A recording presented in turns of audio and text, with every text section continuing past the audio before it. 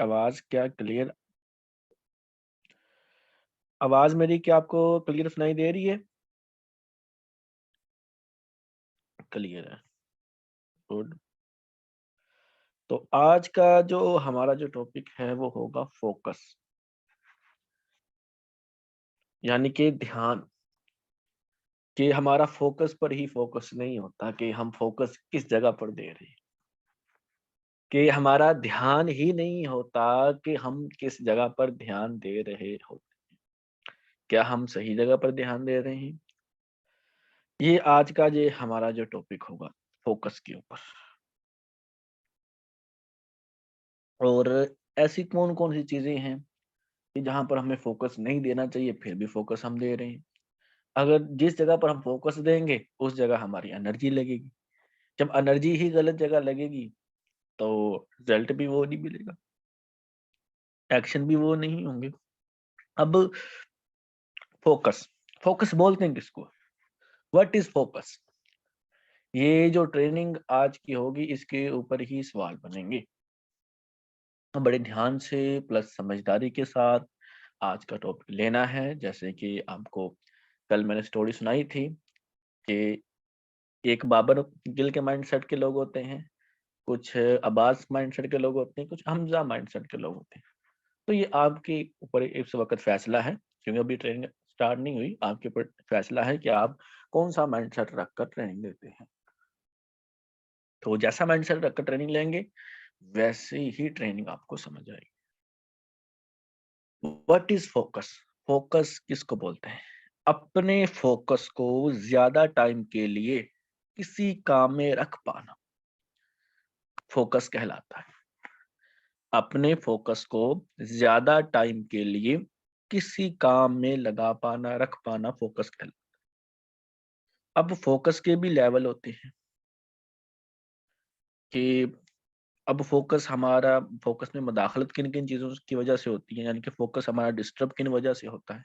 जब हमें ये पता चल जाएगा, यानी कि जब हमें प्रॉब्लम का सलूशन पता चल जाएगा, ये प्रॉब्लम बनती कैसे है, तो इस प्रॉब्लम का सलूशन भी हमें पता चल जाएगा। अब बहुत ही डीपली तौर पर आपको ये चीजें मैं अंडरस्टैंड करवाऊंगा, तो बड़े ध्यान से पूरे 100% फोकस के साथ फोकस के टॉपिक को समझना है। फिर ही आपको पता चलेगा कि आपका फोकस किस किस जगह पर होता है यूज। जहां पर यूज नहीं होना चाहिए वहां पर ही आप अपना फोकस रखते हैं। जब इन चीजों को समझेंगे तो फिर ही आप अपना फोकस उस जगह पर रख पाएंगे जिस जगह पर फोकस रखना आपका जरूरी है। अब फोकस की डेफिनेशन मैंने कर दी। उसके बाद आ जाता है फोकस हमारे, अब फोकस हमारे आसपास। फोकस डिस्टर्ब किन चीजों की वजह से होता है कि हमारा फोकस आसपास ऐसी कोई भी एक्टिविटी होने से डिस्टर्ब हो जाता है। जैसे कि मिसाल के तौर पर अगर हमारे दिमाग को कोई खतरा महसूस होता है तो हमारा फोकस डिस्टर्ब हो जाता है। अब फोकस डिस्टर्ब किन वजूहात से होता है? तीन पिलर हैं। तीन पिलर हैं। बहुत सादा आसान अल्फाजों में आपको समझाऊंगा। ये टॉपिक कोई इतना मुश्किल नहीं है। अब हमारा जो फोकस है वो डिस्टर्ब तीन पिलर होते हैं जिनकी वजह से हमारा फोकस में डिस्टर्ब पैदा होता है। Number one environment, number two body, number three mind. अब इनको मैं एक्सप्लेन करूंगा। Environment number one pillar. अब ये जो इन्वायरमेंट आ जाता है इसमें आ जाता है सर्दी गर्मी, यानी कि टेम्परेचर। जैसे कि मिसाल के तौर पर हमारे इर्द गिर्द जो भी एक्टिविटी हो रही है उसके ऊपर डिपेंड करता है इन्वायरमेंट वाला। जैसे कि मिसाल के तौर पर ये आजकल सर्दियां जा रही हैं, आपने कोई सर्दी को कवर करने के लिए, अपने आप को ढांपने के लिए आपने कोई अच्छी जर्सी नहीं पहनी, या फिर ऐसे कपड़े पहने हुए हैं जहां पर आपको सर्दी फील हो रही है। माहौल यानी कि टेम्परेचर नहीं ठीक, सर्दी गर्मी का अब बैलेंस नहीं है टेम्परेचर का उस जगह पर आप, तो आपका फोकस इन्वायरमेंट की वजह से भी भटक सकता है। नंबर टू आ जाता है बॉडी।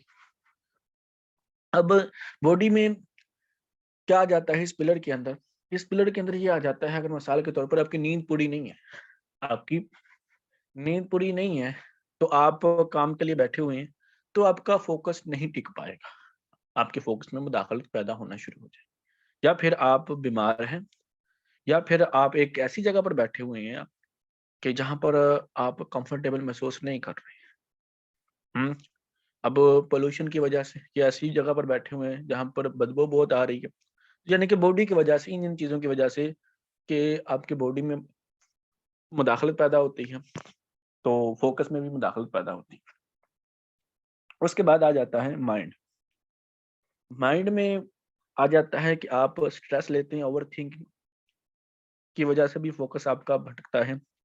यानी कि ये 3 पिलर हैं जिनकी वजह से आप अपना फ़ोकस नहीं रख पाते जिस जगह पर आपने फ़ोकस रखना होता है। अब अब देखें, इंसान हर वक़्त मोटिवेट क्यों नहीं रहता? क्योंकि उसके इमोशन बदलते रहते हैं। इंसान हर वक़्त मोटिवेट क्यों नहीं रहता? क्योंकि उसके इमोशन बदलते रहते हैं।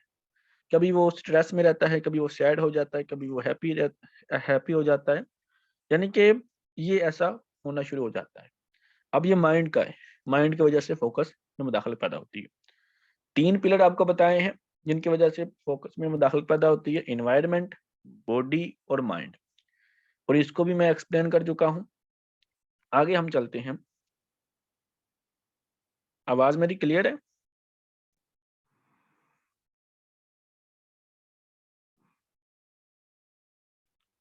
आवाज़ नहीं आ रही है इधर। आवाज़ किसको नहीं आ रही मेरी?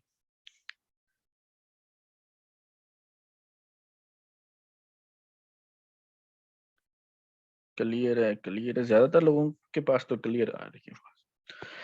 जिसको मेरी आवाज़ क्लियर नहीं सुनाई दे रही, वो अपनी जगह की चेंजिंग करें, उसकी तरफ नेटवर्क का इश्यू लगता है। अब आपने देखना है कि आपका फ़ोकस किस जगह पर होता है। अब कोई फ़ोकस, आप कोई चीज़ देख लेते हैं, वहाँ पर आपका फ़ोकस चला जाता है। जहाँ पर फ़ोकस चला जाता है, फिर उसके बारे में आप सोचते रहते हैं। तो अपने फ़ोकस को भटकने से बचाना है।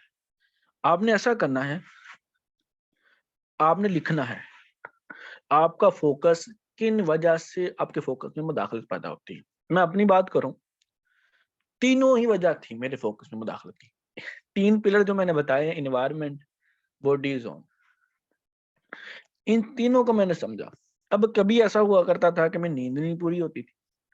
कभी ऐसा हुआ करता था कि ऐसी जगह पर बैठा हुआ था मैं, हैं, जहाँ पर मैं कंफर्टेबल महसूस नहीं करता। हुँ, यानी कि शोर, बच्चों का शोर, इधर दूसरों घरवालों का शोर, तो क्या है, फ़ोकस में मुदाखलत पैदा होती है। अब जब उसके बाद कभी-कभार ऐसा हो जाता था, काम के लिए बैठा हुआ होता था, तो वालिदा ने कहना ये चीज़ ले आओ, हैं, तो किसी न किसी ने कोई न कोई चीज़ मुझसे मँगवाते रहना।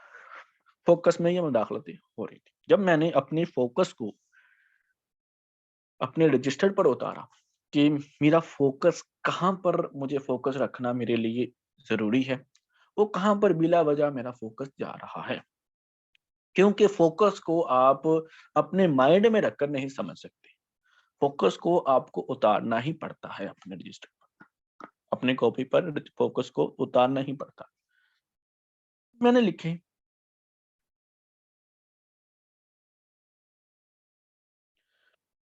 तो मैंने फ़ोकस को देखा कि मेरा किस-किस जगह पर फ़ोकस चला जाता है, लेकिन इसका पहले प्रॉब्लम लिखी मैंने, फिर दूसरी साइड पर मैंने उसका सॉल्यूशन लिखा है। इसी तरह आपने भी करना है। इसी तरह आपने भी करना है कि आपको बल्कि ये टास्क दिया जाएगा कि आपका फ़ोकस किन-किन वजूहात की वजह से मुदाखलत पैदा होती है आपके फ़ोकस में। कौन किन-किन चीज़ों की वजह से आपके फ़ोकस में मुदाखलत पैदा होती है। अब वो आप बताएँगे, उसके बाद अब इसका सॉल्यूशन क्या है? इस टाइप के आपको सवाल दिए जाएँगे आज के टास्क के अंदर। तो मैं अपनी बात करता चलूँ, तो मैंने क्या किया, तो मैंने देखा टेम्परेचर का, जब मैंने देखा अपने इर्द-गिर्द एक्टिविटी जो हो रही है, फिर मैंने हिसाब लगाया कि एक्टिविटी किस टाइम तक होती है। जब देखा कि रात के 8-9 बजे उसके बाद एक्टिविटी नहीं होती, तो मैंने क्या करना होता था, तो मैंने अपनी एनर्जी को सँभाल कर रखना। अपनी एनर्जी को वर्क में उस वक़्त ही लगाना ज़्यादा, जहाँ पर मुझे मेरे फ़ोकस में मुदाखलत करने वाली कोई चीज़ें आस-पास नहीं है। तो मैंने अपनी नींद भी पूरी रखनी, ताकि नींद की वजह से मेरा फ़ोकस में मुदाखलत पैदा ना हो। अब सर्दियों के वक़्त मैंने अच्छी सी जर्सी मैंने पहनी। हुँ, आप खुद को ढाँप कर रखना ताकि सर्दी की वजह से मेरे फ़ोकस में मदाखलत ना पैदा हो। तो ये चीज़ें मैंने करनी। क्या है, पहले मैंने इस चीज़ को समझा कि मेरे फ़ोकस में मदाखलत क्यों पैदा हो रही है।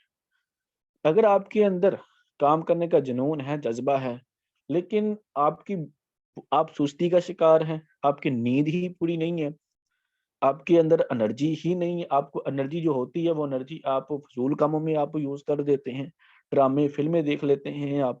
हुँ, अपनी फ़ोकस एनर्जी है वो किसी ऐसी एक्टिविटी में आप वो एनर्जी लगा रहे होते हैं जिससे कोई रिज़ल्ट नहीं आना होता।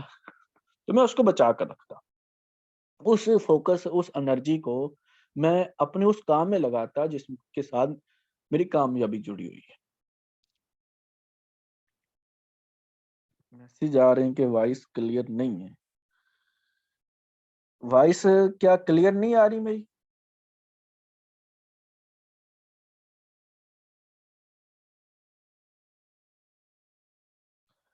वॉइस क्या मेरी क्लियर नहीं है?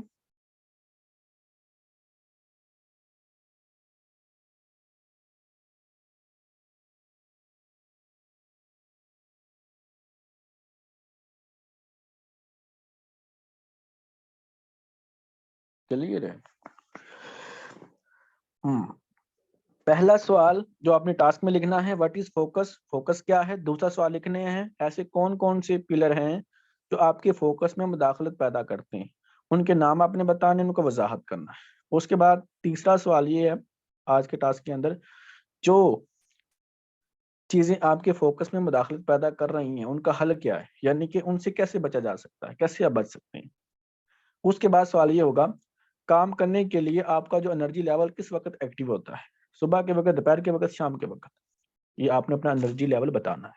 जहाँ जिस वक़्त आपका एनर्जी लेवल होगा, उसी एनर्जी लेवल पर ही आपने अपने इम्पोर्टेंट वर्क करने हैं, जिन चीज़ों के साथ आपकी कामयाबी जुड़ी हुई है। उसके बाद आ जाएगा डेली शेड्यूल, ठीक है? आपका शेड्यूल क्या है? किन-किन तरीकों से आप अपने डेली शेड्यूल को, डेली रूटीन को फ़ॉलो करते हैं? आपने अपने डेली रूटीन बतानी है, जैसे कि मिसाल के तौर पर रूटीन ऐसे आपने बताना है, जैसे कि मिसाल के तौर पर 9 बजे आप तमाम काम अपने नाश्ते वगैरह करके चीज़ें आप फ्री हो जाते हैं। तो आपने लिखना है डेली टास्क, समझ लो डेली एक्शन, डेली टास्क आपका, डेली रूटीन के 9 बजे क्या करते हैं सुबह के, 10 बजे क्या करते हैं, 11 बजे क्या करते हैं, 12 बजे क्या करते हैं, 1 बजे क्या करते हैं, 2 बजे क्या करते हैं, 3 बजे क्या करते हैं, 4 बजे क्या करते हैं, 5 बजे क्या करते हैं, 6 बजे क्या करते हैं, 7 बजे क्या करते हैं, 8 बजे क्या करते हैं, 9 बजे क्या करते हैं, 10 बजे क्या करते हैं, 11 बजे क्या करते हैं। जितने बजे आप सोते हैं ना, मिसाल के तौर पर आते हो कि 12 बजे सोते हैं, तो आपने सुबह जिस टाइम आप नाश्ता करने के बाद फ्री होते हैं, उस टाइम से लेकर रात के सोने तक 1-1 घंटा लिखना है। 1-1 घंटा लिखना है और उसमें वर्क बताना है अपना आपने कि मिसाल के तौर पर 9 से लेकर 10 बजे तक या 11 बजे के दौरान मैं ये काम करता हूँ, उसके बाद मैं ये काम करता हूँ, उसके बाद मैं ये काम करता हूँ। ये तमाम अपने एक्शन आपने लिखने हैं। उनमें से देखना है कि कौन सी एक्शन आपके लिए इम्पोर्टेंट है, कौन सी एक्शन नहीं इम्पोर्टेंट। अब 3 टाइप के एक्शन होते हैं, नॉर्मल एक्शन, उसके बाद important action, number 3 urgent action. Urgent action. आप मुझे ये बताएँ कि कामयाबी हासिल करना आपके लिए इम्पोर्टेंट है या फिर अर्जेंट है? ये किस कैटेगरी में आ जाएगा?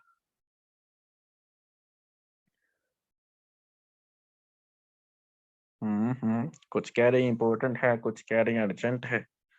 बताएँ, कामयाबी हासिल करना आपके लिए इम्पोर्टेंट है या अर्जेंट है?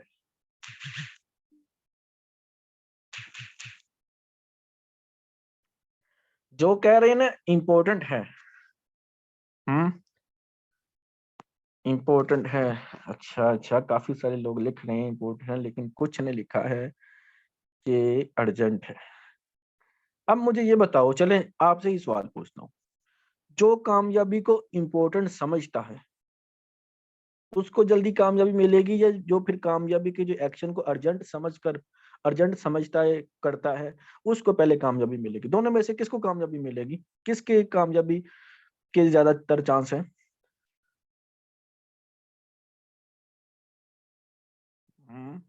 बताएं।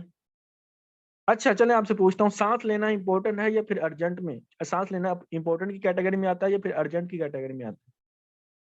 सांस लेना, सांस लेना ये इंपॉर्टेंट की कैटेगरी में आता है या अर्जेंट की कैटेगरी में आता है? सांस लेना, सांस लेना अर्जेंट की, कुछ कह रहे हैं। सांस लेना किस कैटेगरी में आता है? इंपॉर्टेंट। अच्छा, अच्छा इंपॉर्टेंट किसको बोलते हैं, अर्जेंट किसको बोलते हैं, आपको पता है? अर्जेंट होता है इसी वक्त करना है, कोई टाइम नहीं है, इसी वक्त करना है, अभी करना है। अब इंपॉर्टेंट का मतलब है अहम है, जरूरी है।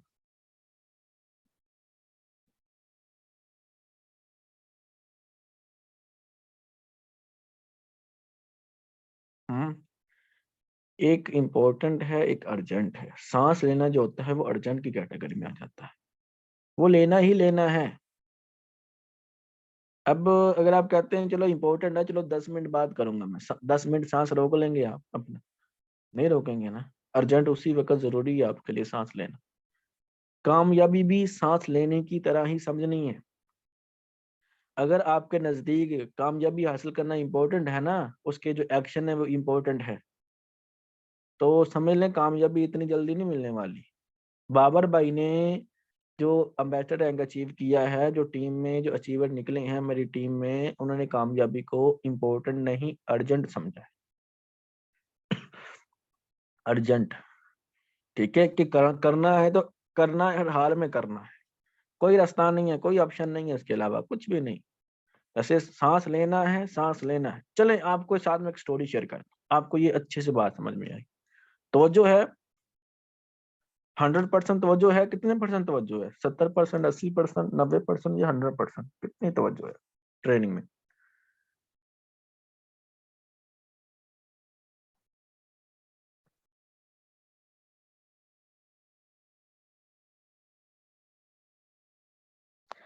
कितने परसेंट तवज्जो है आपकी? 100% है? 100% है। अच्छा, अच्छा जो कह रहे हैं कि अदनान ने लिखा है 99%, 1% कहाँ पर आपका फोकस है? हम्म माशाल्लाह, ज्यादातर कह रहे हैं 100%, 100%, तो 100% फोकस लेकर आए। अगर आप मुझे बताएं कामयाबी कितना चाहते हैं? कामयाबी 100% चाहते हैं या 80% चाहते हैं या 70% चाहते हैं? कामयाबी कितनी चाहते हैं? जितनी कामयाबी चाहते हैं ना, उतने परसेंट ही फोकस रखें। 100% पूरा फोकस रखना है। अब स्टोरी ये है कि एक आदमी कामयाबी की तलाश में, कामयाबी के राज को, अब जैसे कि मैंने आपको एक दफा बताया भी था डे 1 के ट्रेनिंग सेशन के अंदर, मैं आपको कामयाबी के राजों के हवाले से स्टोरी सुनाऊंगा। वो स्टोरी है, इसको आप इम्पोर्टेंट और अर्जेंट ये दोनों समझेंगे आप। तो एक आदमी कामयाबी की तलाश में इधर उधर भटक रहा था। उसको किसी ने मशवरा दिया कि यार कामयाबी कैसे तुम हासिल कर सकते हो। उसने बहुत सारे काम किए लेकिन फ्लॉप जा रहे थे, फ्लॉप जा रहे थे। बहुत मेहनत करता था। जैसे क्या आप मेहनत करते हैं, प्रोस्पेक्टिंग के हवाले से मेहनत करते हैं, कहते हैं सर हमने इतने बंदों को इनवाइट किया, इतने बंदों को प्लान दिखाए, ये किया वो किया। यानी कि उसने भी बहुत मेहनत की है, काम किया, लेकिन उसको रिजल्ट नजर नहीं आ रहा था, रिजल्ट नजर नहीं आ रहा। चलें इस स्टोरी में हम यही कहते हैं कि वो बंदा नेटवर्किंग की फील्ड में आ गया, डायरेक्ट सेल की फील्ड में आ गया। वो मेहनत कर रहा था, उसको रिजल्ट नजर नहीं आ रहा था। वो काम करता था लेकिन उसको वो रिजल्ट नहीं मिल रहा था जो वो रिजल्ट चाहता था। तो काफी इधर उधर भटक रहा था, काफी लोगों से मशवरा लेता। उसको फलां किसी ने कहा यार एक बंदा एक्सपर्ट है, काफी लोगों के उसने प्रॉब्लम को सॉल्व किया है, फलां एरिया में फलां पहाड़ के अंदर एक गार है, वहां पर वो अक्सर दिखाई देता है। वहां पर जाकर आप उस बुजुर्ग से मुलाकात कर लें, तो आपको कामयाबी का बता देगा, कामयाबी आप कैसे हासिल कर सकते हैं। वो चला जाता है उधर, उधर मुलाकात हो जाती है उसकी। मुलाकात होती है तो कहता है सुबह ना तुम 7 बजे आना मेरे पास, तुम्हें तुम्हारी प्रॉब्लम का सलूशन मिल जाएगा। वो जाता है, तो जब वो जाता है तो उसको वो गार से बाहर ले आता है। वो उसको कि जी तेरे को बताओ क्या कामयाबी का राज है? मैं कामयाबी कैसे हासिल कर सकता हूँ? बहुत काम किए, ये किया, फलां किए, ऐसे किए, वैसे किया, लेकिन वो जिंदगी नहीं मुझे मिल रही जो जिंदगी मैं जीना चाहता हूँ। वो मुझे रिजल्ट नजर नहीं आ रहा। वो उसके कहता है मेरे साथ चलता जा। उसके साथ वो चलता जाता है। सामने ना एक दरिया आ जाता है। दरिया आ जाता है तो उसको कहता है यार, दरिया की ना हिम्मत ले जाता है उसको। वो भी साथ चलता चलता उसको कहता है मेरा ना हाथ पकड़ ले। उसका हाथ पकड़ लेता है। दोनों दरिया की तरफ चलना शुरू हो जाते हैं। दरिया के ना अंदर इंटर हो जाते हैं। वो थोड़ा सा रुक जाता है, वो कहता नहीं आगे चल, मेरे साथ साथ चल। वो चलता चलता जब पानी हाफ तक आ जाता है, हाफ बॉडी तक आ जाता है, रुक जाता है। कहता रुकना नहीं, आगे चल। आगे चलना शुरू हो जाता है। जब आगे चलना शुरू हो जाता है, मजीद पानी इसकी गर्दन तक पहुंचना शुरू हो जाता है। वो ना रुक जाता है उधर। फिर ना उसके बाद ना वो बुजुर्ग उसको दबाना शुरू हो जाता है पानी के अंदर। उसके चेहरे को पकड़ता है, तो वो दबाना शुरू हो जाता है उसके, उसको अंदर पानी के अंदर दबाना शुरू हो जाता है। वो जोर लगाता है, वो जोर लगाता है बाहर उठने की, लेकिन काफी जोर लगाता है। उधर बुजुर्ग भी उसको पानी के अंदर दबा रहा होता है। तो फुल जोर लगा कर ना वो बुजुर्ग को गिरा देता है और उठ जाता है। कहता है ये क्या है? मैं आपसे कामयाबी के राज के मतलब पूछने आया था, ये आप क्या कर रहे हो? कहता है वही जो तुम्हें समझा रहा हूँ। उसने कहा मुझे ये बताओ कि तुमने मुझे धक्का क्यों दिया? वो बुजुर्ग उसको कहता है मुझे ये बताओ तुमने धक्का क्यों दिया? कहता है मुझे सांस नहीं आ रहा था, मुझे सांस नहीं आ रहा था। वो कहता है मुझे ये बताओ जब सांस नहीं आ रहा था तुम्हें, तो तुम पानी के अंदर तुम्हें सांस की जरूरत थी? कहता जी। आप मुझे ये बताओ उस बंदे को पानी के अंदर सांस लेना उसके लिए इंपॉर्टेंट था या अर्जेंट था? आपसे सवाल पूछ रहा हूँ। उस आदमी का पानी के अंदर सांस ले उसका सांस लेना इंपॉर्टेंट की कैटेगरी में आ रहा था या अर्जेंट की कैटेगरी? अर्जेंट की कैटेगरी। तो बिल्कुल ऐसा ही है। अब यहाँ पर क्या है, उसने कहा जब पानी के अंदर तुम्हारे जहन में तुम्हारा फोकस क्या दूसरी चीजों की तरफ जा रहा था, यार मैंने खाना खाना है, मैंने फलां जगह जाना है, मैंने फलां जगह यार टाइम दिया था, मैंने उधर जाना है, फलां दोस्त को मिलने जाना है, क्या पानी के अंदर ये ख्याल आ रहे थे तुम्हारे?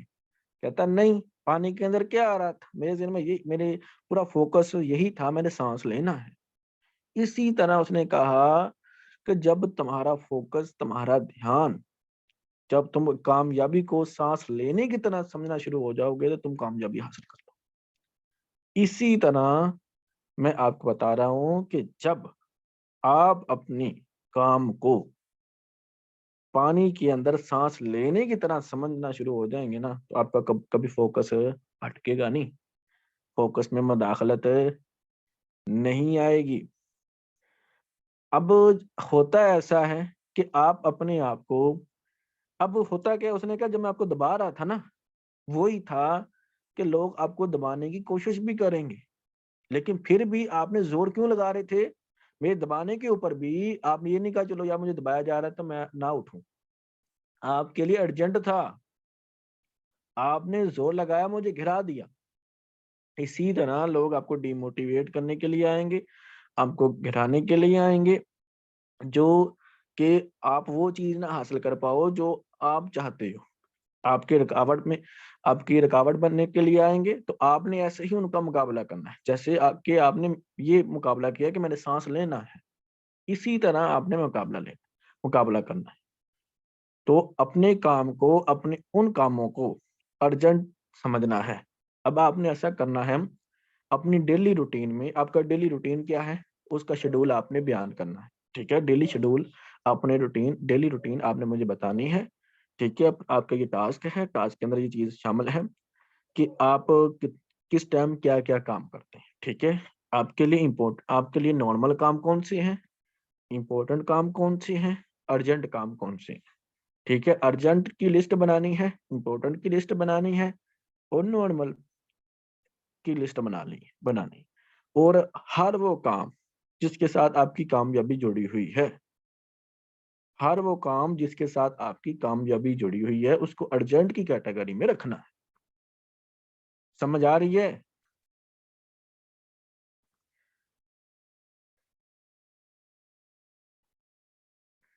अच्छा, मोहम्मद शाहिद का मैसेज आया है कि सर दिल नहीं लगता, दिल नहीं लगता, कामयाबी हासिल करने को दिल नहीं लगता, दिल नहीं करता कामयाबी हासिल करने को, दिल नहीं लगता अपने ख्वाबों को पूरा करने को। किस काम में दिल नहीं लगता? दिल की डायरेक्शन तो उस साइड पे आपकी जा रही है कि सर जी, ख्वाब पूरे करने को दिल नहीं करता, जिंदगी अच्छी गुजारने को दिल नहीं करता, अपने वालिदैन के ख्वाब पूरे करने को दिल नहीं करता। इसको एक्सप्लेन कर रहा हूँ मैं। अच्छा, सांस लेने को दिल करता है, ये अर्जेंट है वो? हाँ, वो तो लेना ही लेना, दिल करे या ना करे। हम्म।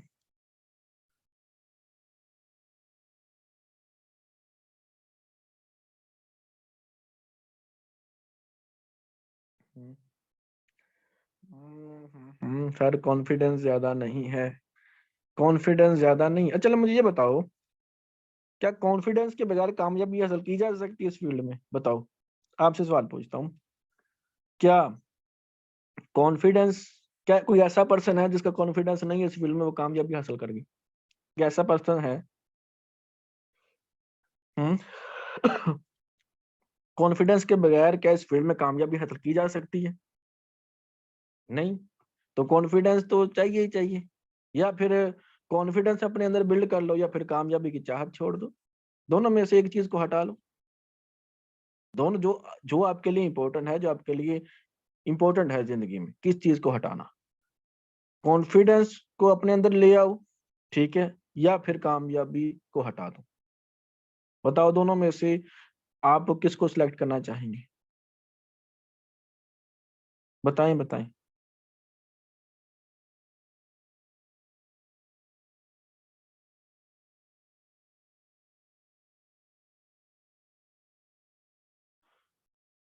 हम्म।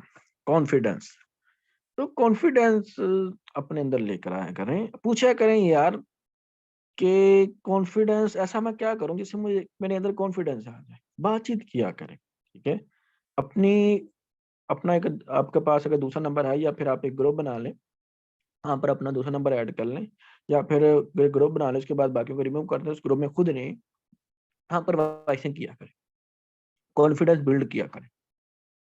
ऐसे वॉइस करना, सामने समझना है कि सामने में किसी प्रोस्पेक्ट को गाइड कर रहा हूँ, फिर वो वॉइसें सुननी है, फिर उस वॉइस को अपने रजिस्टर पर उतारना है कि यहाँ पर मैंने कहाँ कहाँ पर लूज पॉइंट दी। एक एक पॉइंट को पहचानते जाओ, उसकी उसको दूर करते जाओ, जो जो आप मिस्टेक कर रहे हैं उसको रिपीट ना होने दो, आस्ता आस्ता आपका कॉन्फिडेंस बिल्ड होना शुरू हो जाए। तो अपना कॉन्फिडेंस आप खुद ही अपने अंदर डेवलप कर सकते हैं। शर्मिलापन भी तो खुद ही डेवलप किया है ना, घबराहट भी तो खुद ही डेवलप की है ना। हम्म। डर को भी तो खुद ही आपने अपने अंदर पाला हुआ है ना। अब डर के हवाले से मैं कहता हूँ, अब मुझे ये बताओ, अब कुछ लोग ऐसे भी हैं जो कुत्ते को पालते हैं, डॉगी को, कुत्ते को पालते हैं।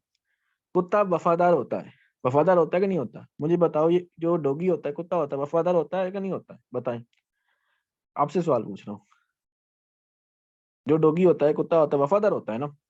तो डर को भी आप ही पालते हैं, तो डर वफादार नहीं होता? तो जो कुत्ते से भी, अब डर को भी पाला आपने ही है, और कुत्ते को भी इंसान ही पालता है। तो जो डर कुत्ते जितनी भी वफादारी आपके साथ ना कर रहा हो, तो उसको क्यों रखा हुआ है अपने अंदर? जिस डर को, जो डर है, एक कुत्ते जितना भी आपके साथ वफादारी नहीं कर रहा, हैं, बल्कि आपके ख्वाबों के साथ कॉम्प्रोमाइज करवा रहा है आपसे, तो उसको क्यों पाला हुआ है? निकाल दे। एक उस कुत्ते को भी को नहीं रखता जो वफादार ना हो, तो आपने उस डर को क्यों पाला हुआ है, क्यों रखा हुआ है अपने अंदर? हम्म तो डर अगर पाला हुआ है, डर की डायरेक्शन वो दे दें यार, अगर मैं कामयाब बनूंगा तो मेरी जिंदगी कैसे गुजरेगी, डर की डायरेक्शन ये दें। इस ये इस टाइप का डर ना रखें, मैं फलां बंदा मुझे क्या कहेगा, वो क्या कहेगा, वो क्या कहेगा, उससे बात करूंगा, वो क्या कर, ये अपने अंदर ये ख्यालात आप बनाए हुए होते हैं। तो ख्यालात की डायरेक्शन भी सही दें आप। तो उन चीजों को अपनाएं जो आपके वफादार हैं, उन चीजों को ना आप अपनाएं जो खुद ही आपके दुश्मन बने हुए हैं। तो उन चीजों को अपने अंदर नहीं लेकर आना, ठीक है, जो आपके ख्वाबों में रुकावट पैदा कर रहा है। दो जंगें इंसान को जीतनी पड़ती हैं, एक बाहर की जंग, एक अंदर की जंग। ठीक है, अंदर की जंग कौन सी है? यही तो जंग है अंदर की।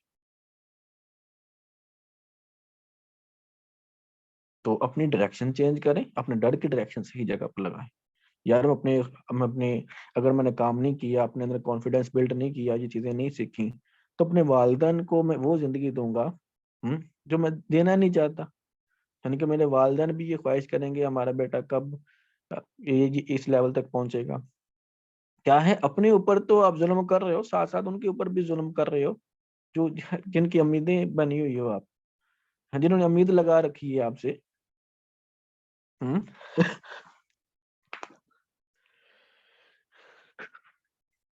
अंदर के अब उसके अलावा आपको बताता चलूं, आपका फोकस, आपकी डायरेक्शन और कौन कौन सी चीजें भटका सकती हैं आज के दौर में। कोई वेबसाइट, जैसे कि आजकल मेटाफोर्स, फोर्सेज, हम्म तो ये दीगर चीजें चल रही हैं, इनसे बचना है, इनसे बचना है।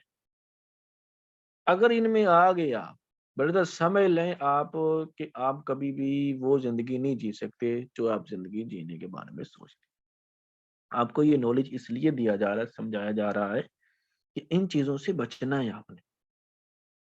कि अगर आप मेटाफोर्स में, फोर्सेज में, कोई ऐसी वेबसाइट में चला जाते हैं जिसका कोई मुस्तकबिल नहीं, हिस्ट्री में बहुत सारी ऐसी आगे निकल गई,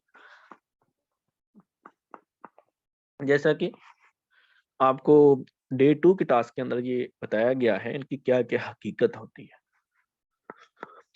तो वक्ती तौर पर आपको हो सकता है दिखाएं, क्योंकि जो चीजें हमारे फोकस में हम दाखिल पैदा किए हैं, जिन्होंने जिन लोगों ने काफी लोगों की जिंदगी में बर्बाद करने का जरिया चीजें बनी हैं, वेबसाइटें वगैरह, एक जनरल प्लेटफॉर्म को ज्वाइन होने के बाद भी जो आपके ख्वाबों को कॉम्प्रोमाइज चीज करवा सकती है, वो आपकी लालच है, वो आपका इस फील्ड में फोकस भटकना है।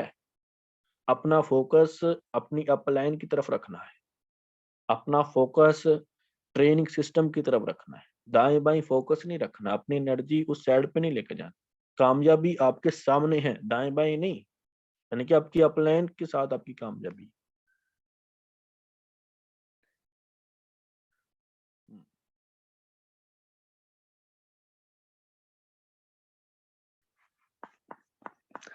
तो इसलिए अब जैसा कि उस पानी के अंदर जो सांस ले रहा था, तो क्या है, उस तो पानी के अंदर जिसको सांस लेने की जरूरी था, जिसके लिए सांस लेना जरूरी था, तो उसको और चीजें नहीं सुनाई दे रही थी, और चीजें नहीं, उसको जेहन में ख्याल आ रहा था। इसी तरह आपके जेहन में और काम नहीं आने चाहिए।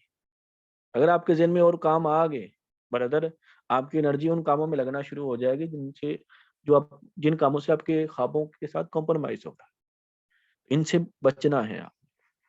और जैसा कि डे 2 के अंदर मैंने ये सवाल दिया था, रियल और फेक की पहचान, तो इसको थोड़ा सा मैं एक्सप्लेन कर दूं इस आंसर को, कि रियल रियल और फेक की पहचान क्या होती है।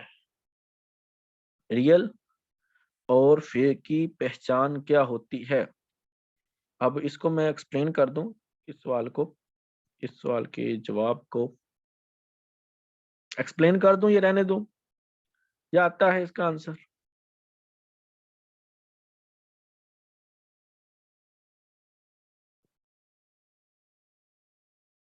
बताएं।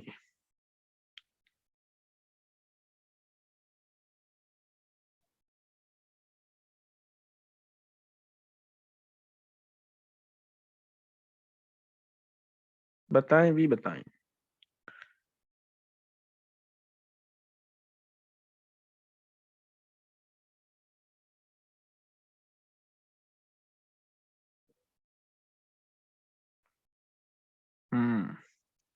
एक्सप्लेन कर दूं, चलें एक्सप्लेन कर देता हूं। एक एक पॉइंट को समझिएगा। नंबर 1 पॉइंट कि जिस प्लेटफॉर्म पर आप काम कर रहे हो वो वेबसाइट ना हो बल्कि कंपनी हो, वो एक कंपनी हो, प्रोडक्ट बेस पर हो। नेक्स्ट पॉइंट, प्रोडक्ट बेस पर हो, उसके जो ओनर हो वो लाइव मीडिया हो, हिडन ना हो। ठीक है, यानी कि ओपनली अपनी कम्युनिटी के साथ वो लाइव बातचीत करते हैं, उनकी वीडियो वगैरह हो, ये ना हो कि पता ही नहीं कि ओनर कौन है। उसके बाद कंपनी के अंदर जो लेन देन हो रहा है वो रियल मनी के ऊपर हो, ना कि ब्लैक मनी के ऊपर। ब्लैक मनी क्या होता है? हर वो मनी ब्लैक मनी कहलाती है, जैसे कि आपने ड्रामों में, फिल्मों में आपने देखा होगा ब्लैक मनी। ब्लैक मनी होती किस बोलते हैं किसको है? जिसका अदारों को टैक्स ना दिया जा रहा हो, वो ब्लैक मनी कहलाता। तो जो काम जिस कंपनी में काम कर रहे हैं तो वो काम रियल मनी के ऊपर हो, उसकी ट्रांजैक्शन हो रही हो, ना कि ब्लैक मनी के ऊपर। उसके बाद कंपनी के अपने बैंक अकाउंट बने हुए हों, कंपनी के अपने नाम पर बैंक अकाउंट बने हुए हों। जैसे कि मिसाल के तौर पर हमारी कंपनी के अपने नाम पर बैंक अकाउंट बने हुए हैं। अब जैसे कि अगर आप में से किसी ने बैंक अकाउंट अपना खुलवाया हो, उसको पता है क्या क्या रिक्वायरमेंट देनी पड़ती है, अपनी पूरी रिक्वायरमेंट पूरी करनी होती है, फिर ही बैंक अकाउंट बनता है। इसी तरह एक कंपनी ने जब अपना अकाउंट खुलवाना हो, उसको एसईसीपी से रजिस्टर होना पड़ता है, या फिर अदारों से फॉर्म सी लेना पड़ता है, फिर ही उसकी अपने अकाउंट वो बना पाती है बैंक अकाउंट। फिजिकल ऑफिस होने चाहिए और वो अपने आप को फैला रही हो। ठीक है, इसको मजीद ये चीजें ये भी ऐड कर सकते हैं, वो अपने आप को मजीद फैला रही हो। अब होता क्या है, जैसे कि मिसाल देता हूँ, ये जैसे कि आरबी के हवाले से आपने सुना होगा, ये आरबी ये कहते हैं हम भी कर रहे हैं, ये पाकिस्तानी है। अब आरबी, मुझे ना किसी ने बताया कि सर ये आरबी वाले भी ना ये सर्टिफिकेट दिखा रहे हैं एफबीआर का, ये देखो ये भी टैक्स कहते हैं, हम भी टैक्स दे रहे हैं हम। तो आप देखेंगे, शायद आपने देखा भी होगा आप में से, अगर नहीं पता तो आपको बता देता हूँ। जो आरबी है वो एफबीआर का जो सर्टिफिकेट दिखाते हैं उसके अंदर लिखा हुआ है शाजिया जहांगीर। शाजिया जहांगीर यानी कि वो किसी पर्सन के नाम पर टैक्स दिया जा रहा है, ना कि आरबी के नाम पर। जैसे कि इसको थोड़ा सा एक्सप्लेन कर दूं कि यहाँ पर जो 2 नंबर लोग होते हैं, हम्म, जिन्होंने 2 नंबरी करनी होती है, यहाँ पर ये कर देते हैं ऐड कि अगर लोगों को यकीन दिलाने के लिए कि हम भी टैक्स दे रहे हैं, हम भी एफबीआर से रजिस्टर्ड हैं, टैक्स दे रहे हैं, वो कोई पर्सन दे रहा होता है। जैसे कि मिसाल के तौर पर, इसको मैं ज्यादा अच्छे से एक्सप्लेन से समझाऊं तो, जैसे कि मिसाल के तौर पर मेरी कोई ए नाम की कंपनी है, तो मैं एफबीआर को जाता हूँ, यार मेरा ना फलां जगह पर मेरे ना जमीन है, वहां पर मैं कारोबार कर रहा हूँ, मेरा फलां दरख्तों का कारोबार है। हम्म, तो मैं उसका टैक्स एफबीआर को मैं दे रहा हूँ, ना कि अपनी ए नाम की कंपनी का। तो अपना नाम का मैंने निकलवा लिया एफबीआर का, और अपनी टीम को कहता हूँ, यानी कि अपनी कम्युनिटी को कहता हूँ, ये देखो मैंने निकाल एफबीआर से हम रजिस्टर्ड है। वो लिखा होता है सैयद ज़ीशान ए नाम की कंपनी, ना कंपनी का नाम लिखा होता है। क्या है इसमें भी 2 नंबरी। वो कैसे? जिसके नाम पर लेन देन हो रहा है वो तो कंपनी के नाम पर हो रहा है, तो क्या है, कंपनी के नाम के ऊपर टैक्स दिया जा रहा है। अब जैसे कि हमारी इकोनॉमिक्स कंपनी है, तो ये इब्राहिम खिलजी के नाम पर टैक्स नहीं दिया जा रहा, बल्कि किस नाम पर दिया जा रहा है? कंपनी के नाम पर दिया जा रहा है। इकोनॉमिक सेल्स एंड मार्केटिंग किसके नाम पर दिया जा रहा है? इसी तरह कंपनी के नाम पर टैक्स दिया जा रहा हो। इस चीज को अंडरस्टैंड किए, समझे हैं इस बात को जो मैं समझा रहा हूँ?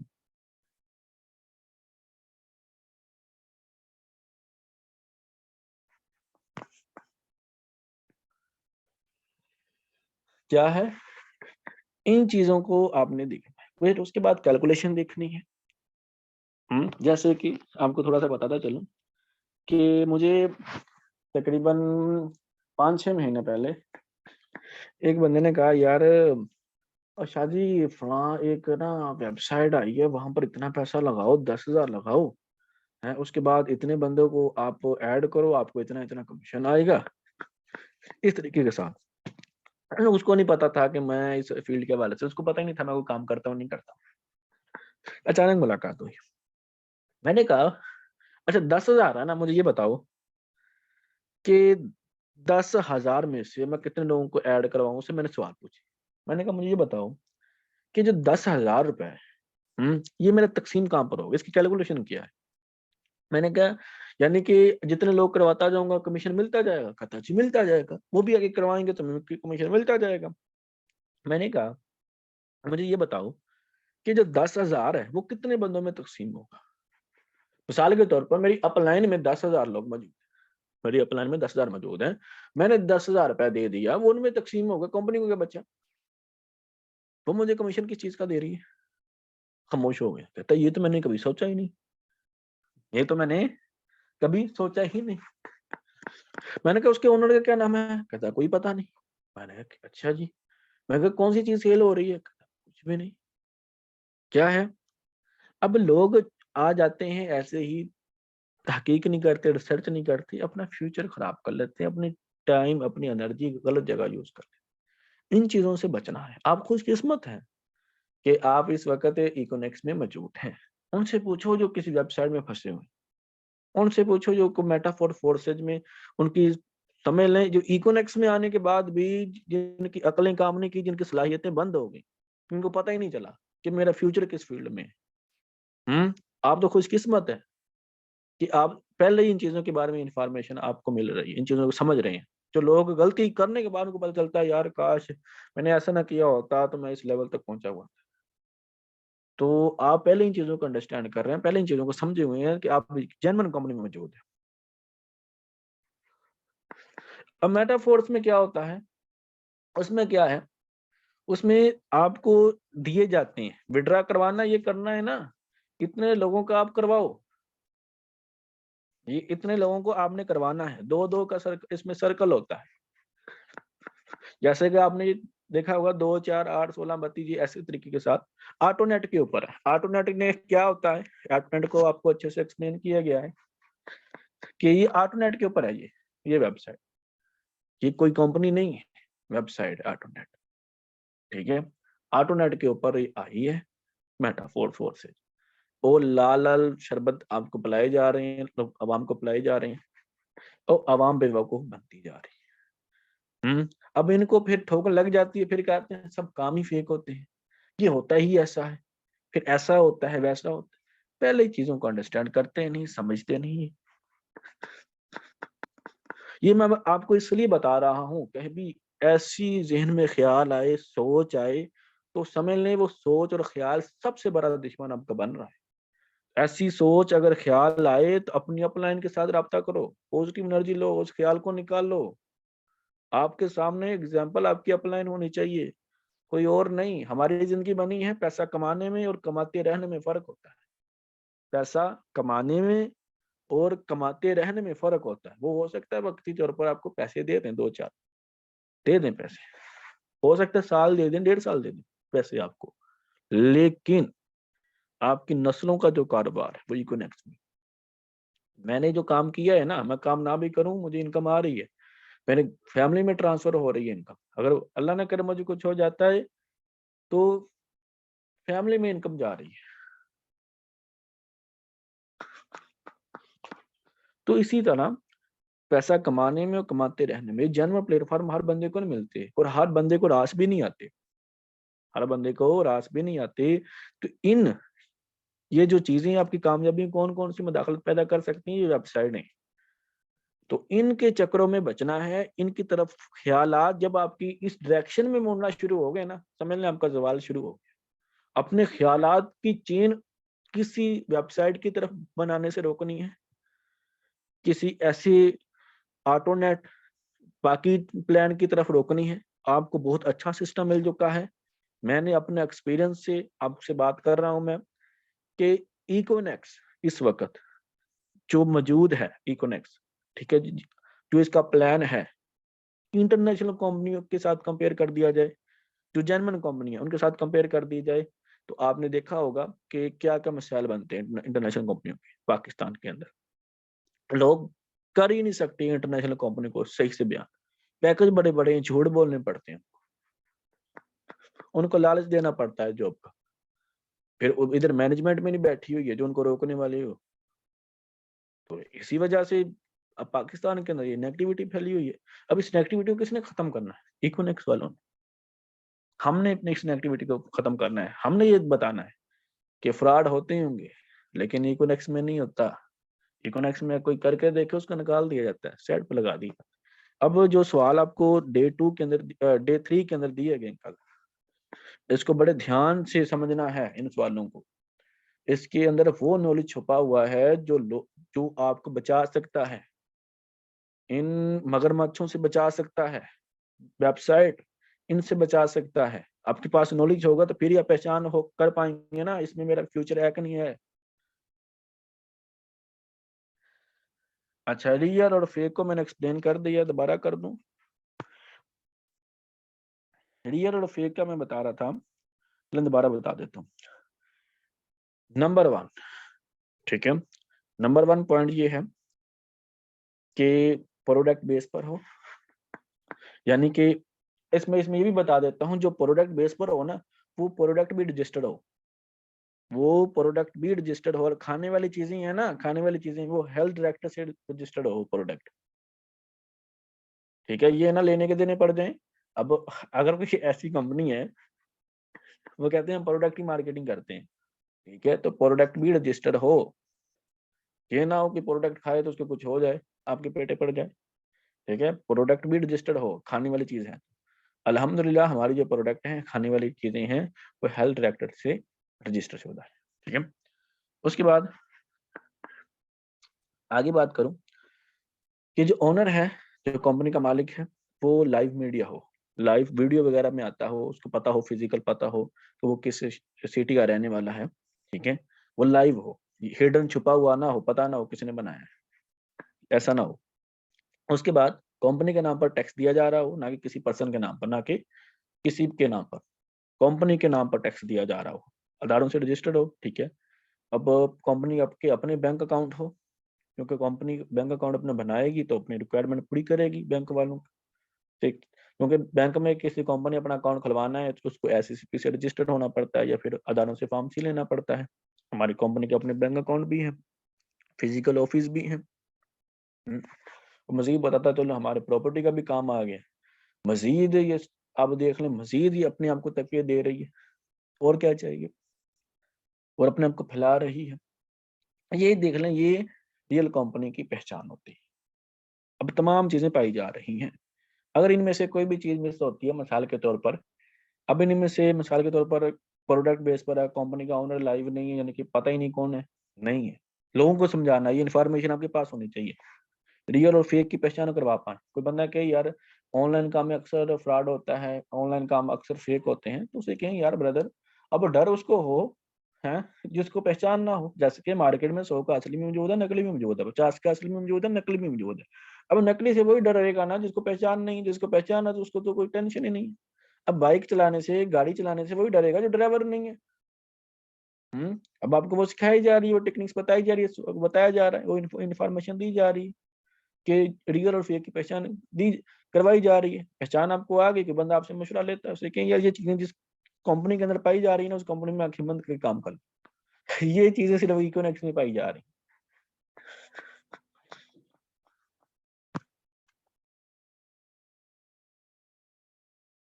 क्लियर?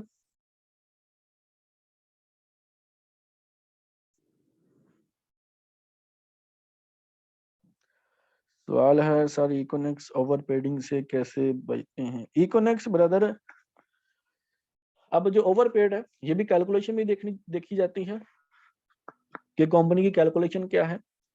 अब जैसे इकोनॉमिक्स की मिसाल देता हूँ, 3,000 का पैकेज है, 3,000 के पैकेज में आप 5,000 से ऊपर नहीं कमा सकते। जो कमीशन होता है वो दो हिस्सों में तकसीम होता है, ई वैलेट, एस वैलेट में, ठीक है। एस वैलेट आप पहले विड्रा होता है वो 13,000 से आप निकलवा सकते हैं। उसके अलावा इसमें फ्यूचर पॉइंट भी आ जाते हैं, तो ये चीजें कंपनी को ओवरपेड से बचाती हैं। ठीक है, इसकी लिमिट लगी हुई। ओवरपेड का क्या मतलब होता है? ओवरपेड का मतलब ये होता है कि मिसाल के तौर पर सेल आई है 6,000 तो तकसीम करना पड़ रहा है 7-8,000।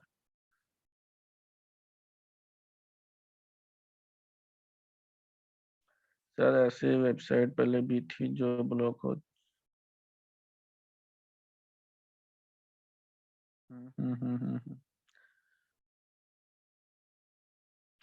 बिल्कुल ब्रदर, ये डिसेंट्रलाइज किनारे लगाने वाले और भी आई थी, ट्रॉन बेस प्रो आई थी। हम्म और भी बहुत सारी ऐसी इस टाइप की आई थी जो अपने आप को डिसेंट्रलाइज का नारा लगा रहे थे। अब पता है क्या क्या होता है? ये आपको ये कहते हैं कि हम डिसेंट्रलाइज।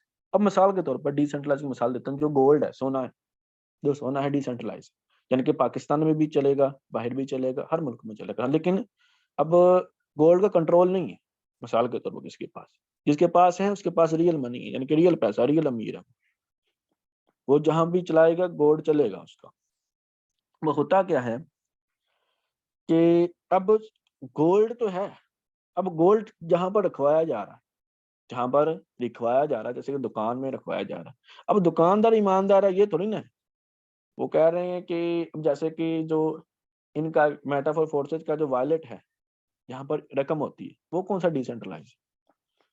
वॉलेट में जो वॉलेट है उनका, जो दुकान है, जैसे कि वो कहते हैं गोल्ड गोल्ड की बात करते हैं, जैसे कि हम डिसेंट्रलाइज है, ये डिसेंट्रलाइज है ही नहीं। वो पहली बात, डिसेंट्रलाइज वो है ही नहीं है। जो अप डाउन हो रही है, जो चीजें आ रही हैं, जो चीजें ऐड हो रही हैं, ये ऐसा हो ही नहीं सकता। डिसेंट्रलाइज में ये होता ही नहीं। जैसे कि डिसेंट्रलाइज सेंट्रलाइज होता क्या है? अभी इधर सवाल आ रहा है। अब जैसा इजी पैसा जैस कैश है जो आप यूज करते हो, जो बंदा कहे ना यार आप सेंट्रलाइज में काम करते हैं आप बड़ा रिक्सी काम करते हैं, उसे क्या इजी पैसा जैस कैश भी सेंट्रलाइज ही है। क्यों? उधर से ट्रांजेक्शन हो रही है ना मेटाफोर्स में। हम्म तो ये चीजें आप क्लियर कर सकते हैं। उसके बाद क्या क्या चीजें वैसे नहीं। ब्रदर पता क्या है डिसेंट्रलाइज? अब यहाँ पर पता क्या, डिसेंट्रलाइज के नाम के ऊपर लोगों को चुन लूटा जा रहा है। पहले भी इस टाइप के बड़े बड़े नारे नारे लोगों ने लगाए, हम डिसेंट्रलाइज है, ऐसे ऐसे। अब वो जो वैलेट होता है वो तो डिसेंट्रलाइज होता ही नहीं। यानी कि सोना, अगर सोने की बात कर रहा है, एक बंदा कह रहा है सोना चलेगा, वहां चलेगा, ये चलेगा, वो करे, सोना कभी है उसकी वैल्यू खत्म नहीं हो सकती, वो कभी कुछ भी नहीं हो सकता सोने को, सोने की तारीफा कर करके है। अब सोने को रखवा ले अपने पास, ऐसे दुकानदार के पास रखवा दे जो चोर हो, वो थोड़ी ना छोड़ेगा। हम्म अच्छा, ये हलाल हराम। हलाल और हराम के हवाले से कहते हैं थोड़ा सा। अब ये बड़ा लंबा टॉपिक है हलाल हराम। अब अगर आप झूठ बोल रहे हैं, धोखा दे रहे हैं, मिसगाइड कर रहे हैं, तो समझना आप गलत काम कर रहे हैं, आप हराम काम कर रहे हैं। अगर आप जेन्युइन काम कर रहे हैं, सही बात कर रहे हैं, सही से गाइड कर रहे हैं, झूठ नहीं बोल रहे, तो आप सही काम कर रहे हैं। अब ये नहीं है, अब जैसे कि मिसाल के तौर पर एक मजदूर है, मिस्त्री के साथ लगा हुआ मजदूर है। आपसे ही सवाल करता हूँ, एक मिस्त्री के साथ लगा हुआ मजदूर है, उसको गर्मियों का मौसम है, पसीने उसको आ रहे हैं, ठीक है, वो रेता का, सीमेंट का हेर फेर कर देता है। बताएं उसकी जो मजदूरी होगी उसके लिए हलाल होगी या हराम होगी?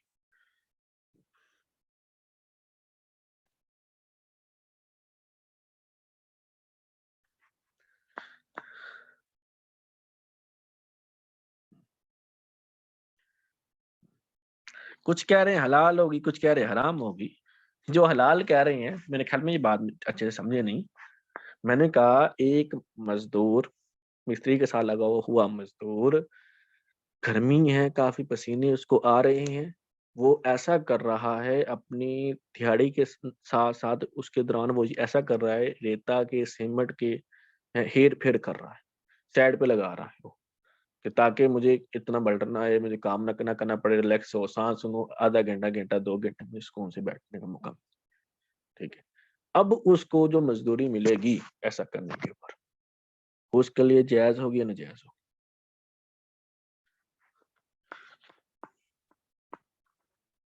हुँ।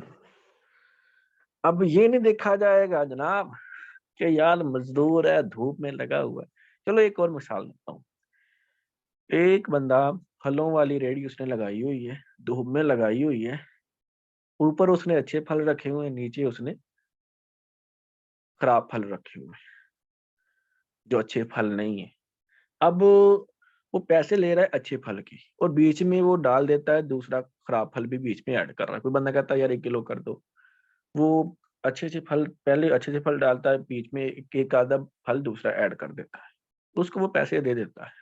उसके पैसे उसके लिए जायज़ कहलाएँगे या नाजायज़ कहलाएँगे वो पैसे? बताएँ।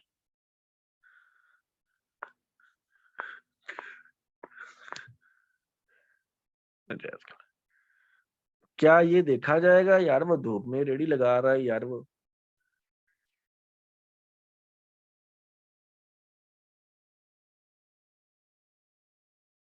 हुँ। अब उसके बाद मज़ीद अब आगे चलूँ, इस बात को मज़ीद एक्सप्लेन करूँ कि अब कोई बंदा मदीने में जाकर, ठीक है? मदीने में जाकर दूध उसके मदीने के साथ दूध वाली दुकान खोल ले, दूध वाली दुकान खोल ले और ये कहे दूध में पानी की मिलावट करना शुरू हो जाए और कहना शुरू हो जाए ये दूध ख़ालिस है, बेचना शुरू हो जाए। क्या उस क्या उसको पैसे जो आएँगे दूध सेल करने के ऊपर उसके लिए जायज़ होंगे, नाजायज़ होंगे? बिस्मिल्लाह पढ़ के दे, दूध भी बेचे, बिस्मिल्लाह पढ़ के दूध बेचे।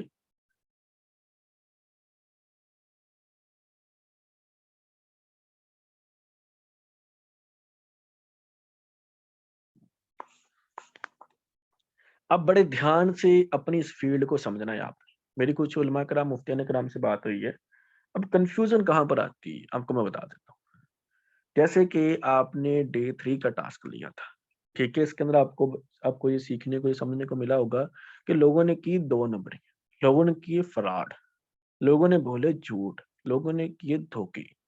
जैसे कि टाइम्स की बात करता चलूँ, टाइम्स बहुत बदनाम है पाकिस्तान के अंदर। अब टाइम्स में क्या होता था, लोगों को लूटा गया, झूठ बोला गया, ठीक है? धोखा किया गया, किसी के पैसे लिए, उनको सेल उसको प्रोडक्ट नहीं मिली तो खराब प्रोडक्ट मिली, एक्सपायर डेट थी, अगर मिल भी गई है झूठ के ऊपर सेल हुई। हुँ, उसको वो चीज़ें उसको प्लान गलत दिखाया गया, जॉब के ऊपर लालच दी गई कि आपको महीने बाद 20 से 25,000 आता जाएगा। तो फिर क्या कहा कि नेटवर्क मार्केटिंग। अब 10, 12, 20 बंदे लोग इतने लोग के, अब ज़्यादातर लोगों को हुँ, ज़्यादातर लोगों को इन चीज़ों का सामना करना पड़ा। वो कह रहे हैं ये काम सही नहीं है, हमें लूटा गया, धोखा दिया गया। जब उलमा किराम के पास ये बात पहुँची, क्या वो इसको सही कहेंगे, गलत कहेंगे? कि यार 100 150 बंदा ये कह रहा है। उन्होंने काम किया भी है।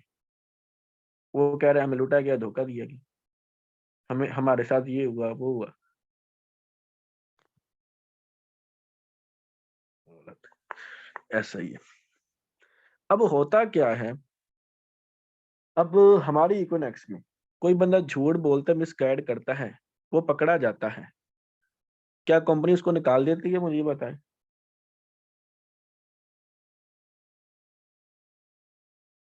अगर बिल्कुल, ऐसा ही है। हमारी कंपनी के ये असूल हैं जो बंदा झूठ बोलता है, धोखा देता है, अगर किसी ने पैसे दिए, उसने उसको जॉइन नहीं करवाया, ऐड नहीं करवाया, हुँ, तो वो पकड़ा जाता है, तो उसके ऊपर पेनल्टी पड़ती है, उसको बैन कर दिया जाता है। क्या है, अब इंटरनेशनल कंपनी में क्या होता था, यहाँ पर मैनेजमेंट नहीं हुआ करती थी, लोग खुल के झूठ बोल रहे थे। अच्छे-अच्छे टिका-टिका कर झूठ बोल रहे थे। और कोई ये कहने वाला भी नहीं था कि झूठ ना बोलो। क्योंकि ऑफिशियल मैनेजमेंट नहीं थी। जो बंदे वहां पर सच में बोलकर भी काम कर रहे थे, उनका काम चलता नहीं था। एक तरफ बंदा कह रहा है कि जब पैसे लगाओ 40 लेकर 50,000 महीने का 20 से 25,000 कमाओ, दूसरी तरफ बंदा कह रहा है ये लगाओ, इसके अंदर ये ऐसे ऐसे करना पड़ेगा, ऐसे ऐसे करना पड़ेगा। उसकी बात को ज्यादा लोग तरजीह देंगे या फिर दूसरे बंदे की बात को ज्यादा तरजीह देंगे, मगर क्या है, आगे चलकर उनको इन चीजों का सामना करना पड़ता है, फिर वो समझते हैं। अब उसके बाद अब चलें, इस चीज को मैं मजीद एक्सप्लेन करता चलूं, हलाल हराम को। अब मेरी कुछ ना उलमा इकराम से मेरी ना जब बात हुई, डिस्कशन हुई, अब जो फतवा दिया जाता है ना, वो अगला बंदा जिस तरीके से आज समझा रहा है ना, उसके ऊपर होता है। अब यहाँ पर क्या चीज आ जाती है, मेरी कुछ उलमा इकराम से बात हुई है, डिफरेंट सवाल थे, उनके जवाब भी डिफरेंट थे। अब सवाल क्या था, अब बात ये है, अब उन्होंने कहा, एक काफी टाइम हो गया है कि बात होती रही है, क्योंकि हम इस लेवल तक पहुंचे ऐसे नहीं पहुंचे, तरह तरह के हम सवालात के हमने जवाब दिए, क्लियर किए, और अल्हम्दुलिल्लाह इस फील्ड में उलमा किराम भी, मुफ्तियान किराम भी इस चीज को समझ कर अब काम कर रहे हैं। उनको पता है कि हमने किस तरह काम करना है, काम है क्या है। अब बात ये है कि अब सवाल ये करते हैं, मुझे मेरी एक मुफ्ती से बात हो रही थी, उसने कहा यार देखो, तुम मुझे समझा रहे हो, ठीक है, तुम्हारा कमीशन यानी कि मेरा यानी कि तुम्हारे लिए कमीशन जायज है। उसने कहा मिसाल के तौर पर, तुम मुझे समझा रहे हो, ये तो कमीशन समझ में आता है, आगे मैं आगे समझा रहा हूँ, उनके साथ तुम्हारा कॉन्टेक्ट नहीं हुआ, मेरा हुआ, तो तुम तक कमीशन नहीं पहुंचना चाहिए। ये कमीशन, ये यहाँ पर गड़बड़ नजर आ, यहाँ पर इनडायरेक्ट कमीशन की बात कर रहा था। हम्म अब कॉल पे बात हो रही थी मेरी उसके साथ, मैंने कहा जनाब मुफ्ती साहब मुझे ये बताएं कि आप इस वक्त कौन सी सिम यूज कर रहे हैं। कहता है जैज की। मैंने कहा कौन से पैकेज लगाते हैं। कहता है मैं लगाता हूँ, सोशल पैकेज लगाता हूँ। तो क्या, मैंने क्या कौन सा या सोशल पैकेज, कहता है लगाता हूँ फेसबुक व्हाट्सएप का, ये हमें मिल जाती है। मैंने कहा अच्छा, अब आप दुकानदार के पास गए हैं, ऐसा ही है। मैंने कहा जी, पैसे दिए हैं, लोड करवाया है, पैसे आपने दुकानदार को दिए, क्या जैज कंपनी का जो ओनर है हाफिज आमिर, उस तक पहुंचे हैं कि नहीं पहुंचे, मुझे ये बताओ। तब पहुंची है। मैंने कहा पैसे कॉन्टेक्ट तो आपका दुकानदार के पास हुआ, लोड उसने किया आपका, है राब्ता आपका उसके साथ हुआ, तो जो हफीज आमिर तक पैसे पहुंचे, क्या वो नाजायज हुए, जायज हुए आपके पैसे उसके लिए। कहता है ये तो पूरा सिस्टम है। मैं इसी तरह यहाँ पर भी एक पूरा सिस्टम होता है, यहाँ पर भी एक पूरा सिस्टम होता है कि एक पर्सन एक पूरा सिस्टम बना रहा होता है। जैसे कि मिसाल के तौर पर मैंने कहा सबसे पहले यहाँ पर आप टीम बनाते हैं, यानी यहाँ पर दो काम है, या तो जितनी सेल आप खुद कर लो, या टीम बनाकर उनको टीच एंड ट्रेन करके। सुपरवाइजर का क्या काम होता है कि सुपरवाइजर टीच एंड ट्रेन करता है, उनकी प्रॉब्लम को सॉल्व करता है। उसके बाद सुपरवाइजर के ऊपर, अदर कंपनी की मिसाल दी, सुपरवाइजर के ऊपर क्या होता है, एसएम होता है, जो रिपोर्ट ले रहा होता है सुपरवाइजर से, क्या कैसे कैसा काम जा रहा है। सुपर उस एएम के एसएम के ऊपर होता है एएम, जो निगरानी कर रहा था, सैन कर रहा होता है, उसके ऊपर कंपनी का ओनर आ जाता है। पूरा एक सिस्टम बना होता है। इसी तरह यहाँ पर भी एक सिस्टम बना होता है। अब जैसे कि मिसाल के तौर पर कि अब मैं अपनी मिसाल दूं, अब मेरी टीम में लीडर है, मैं एज अ सुपरवाइजर की तरह इनको समझ रहा हूँ कि यार एक सुपरवाइजर की तरह ये टीम को लीड कर रहे हैं, लेकर चल रहे हैं, सुपरवाइजर की तरह टीम को लीड कर रहे हैं और लेकर चल रहे हैं। अब क्या है, इनसे मैंने रिपोर्ट लेनी होती है, हाँ जी काम कैसा जा रहा है, क्या क्या प्रॉब्लम आ रही है, ठीक है। अब इसी तरह मजीद अपर लेवल होता जाता है, फिर बस के बाद निगरानी करनी होती है। अब कंपनी का मालिक भी एक होता है, वो कभी चक्कर लगाता है नहीं लगाता है। एक बंदा जॉब भी करता है ना, जॉब करता है, जिस फैक्ट्री में जॉब करता है ना, उसका जो ओनर होता है, मालिक होता है, कभी उसका दिल करता है आता है, नहीं आता है, वरना उसका सिस्टम चल रहा होता है। यहाँ पर भी आप यही करते हैं, यहाँ पर भी आपका एक सिस्टम बना हुआ होता है। समझ आ रही है।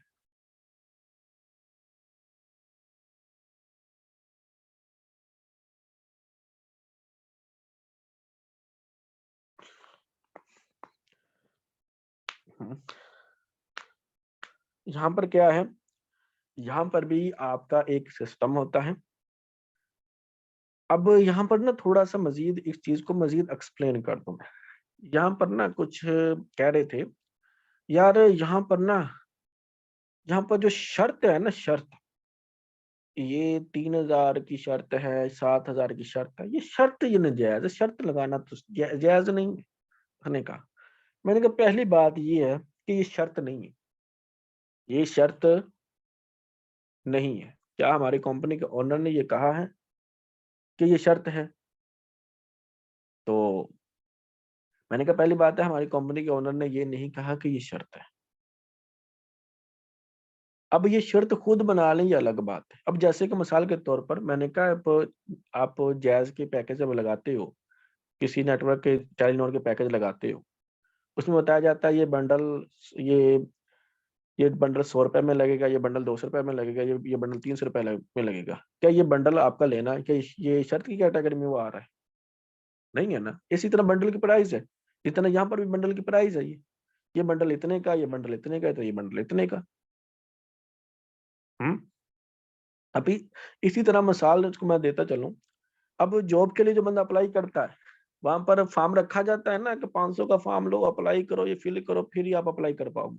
अब फॉर्म का बीच में ऐड होना की ये शर्त है, किस कैटेगरी में आ जाएगा ये? अब यहाँ पर एक होता है शर्त होना, एक होता है बनाना, इसमें फ़र्क होता है। हाँ, अब आपके समझाने के अंदाज़ के ऊपर होता है। अगर समझाने वाला ठीक से नहीं समझा रहा, वो कहता है 2 आते हैं, 4 आते हैं, 8 आते हैं, 32 आते हैं, 36 अब वो बीच में प्रोडक्ट इन्वॉल्व नहीं कर रहा, वो बीच में समझा ही नहीं रहा ठीक से कि प्रोडक्ट सेल होती है, उसके ऊपर मार्जिन दिया जाता है, कंपनी कंट्रोल में माल आता है, फिर उसी के हिसाब से वो तक़सीम करती है। अब ये चीज़ें जो होती हैं, ये अंडरस्टैंड करवानी होती है। अगर किसी आलिम को समझाना हो, मुफ्ती को समझाना हो, उसके लिए अंदाज़ आपका करेक्ट होना चाहिए, ठीक होना चाहिए कि कैसे आप समझा रहे होते हैं। अगर आप ठीक से उसको नहीं समझा रहे हैं ना, ठीक से वो राय कायम नहीं करेगा। अगर समझाने वाला ठीक से समझाएगा, वो कहेगा बिल्कुल ठीक है।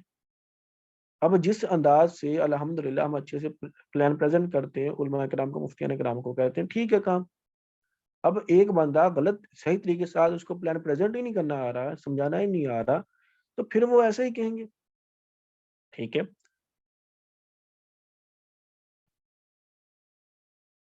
अब हलाल हराम का कॉन्सेप्ट क्लियर हो गया?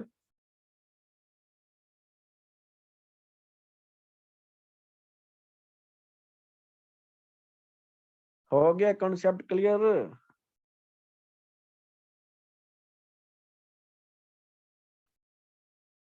हुँ। ये एडवांस लेवल में आपको मज़ीद अच्छे से ये क्लियर किया जाएगा, ठीक है? ये तमाम चीज़ें अच्छे से एक-एक पॉइंट को, उसकी एक-एक पॉइंट की खाल उतार के ये चीज़ें तो आपको समझाई जाएँगी, बेसिक रूट तक आपको ये एक-एक पॉइंट समझाया जाएगा एडवांस लेवल में अगर पहुँचते हैं तो आप। एडवांस लेवल में हर एक चीज़ आपकी क्लियर की जाएगी, एडवांस लेवल में जो लोग पहुँचेंगे। हुँ। अब उसके बाद बहुत इम्पोर्टेंट बात करने लगा हूँ, बहुत इम्पोर्टेंट तवज्जो है।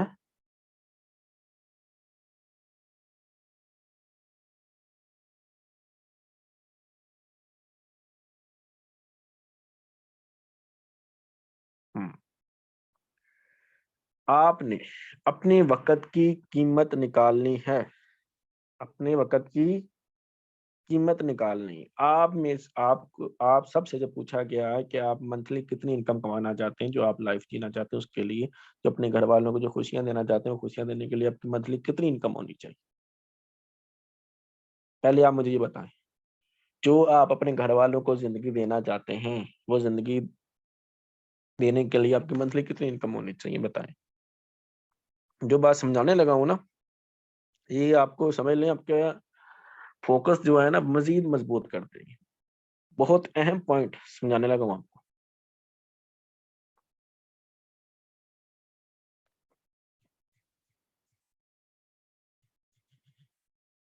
ये कामयाबी के राज़ों में से एक राज़ बताने लगा हूँ आपको। आज बता दूँ या कल बता दूँ? बताएँ।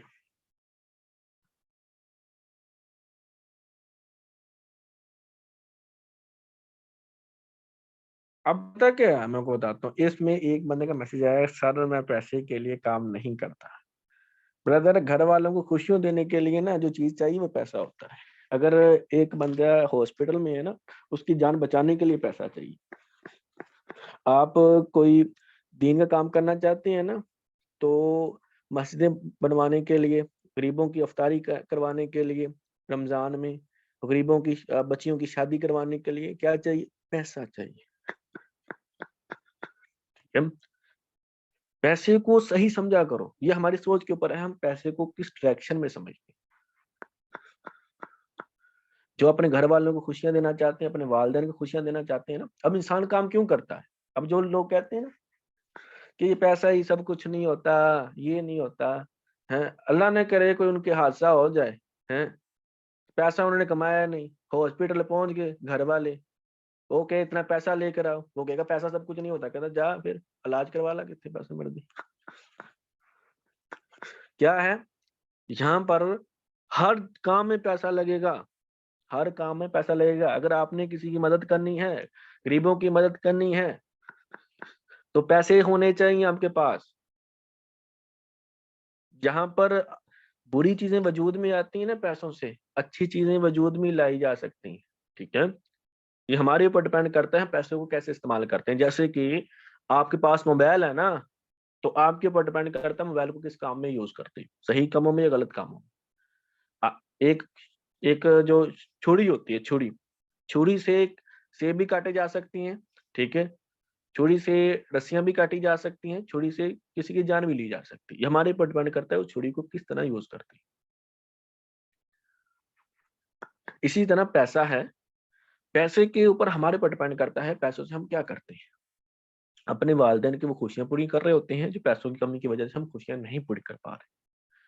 हम अपने घरवालों की, गरीबों की वो खुशियाँ उनको दे रहे होते हैं, जो पैसों की कमी की वजह से उनको खुशियाँ नहीं मिल रही होती हैं। अब हम उन बीमारों का इलाज करवा सकते हैं, जो पैसों की कमी की वजह से जिनका इलाज नहीं हो रहा, वो तकलीफ में ज़िंदगी गुज़ार रहे हैं। हुँ?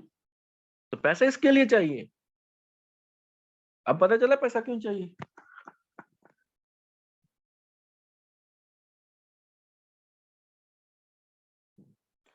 तो पैसे की डायरेक्शन आप देखें हज़रत उस्मान रज़ी अल्लाह अन्हु, अब वो उनके पास जो माल था, दीन के लिए, इस्लाम के लिए काम आया कि नहीं आया? आपका भी पैसा दीन के लिए, इस्लाम के लिए काम आना चाहिए, ठीक है?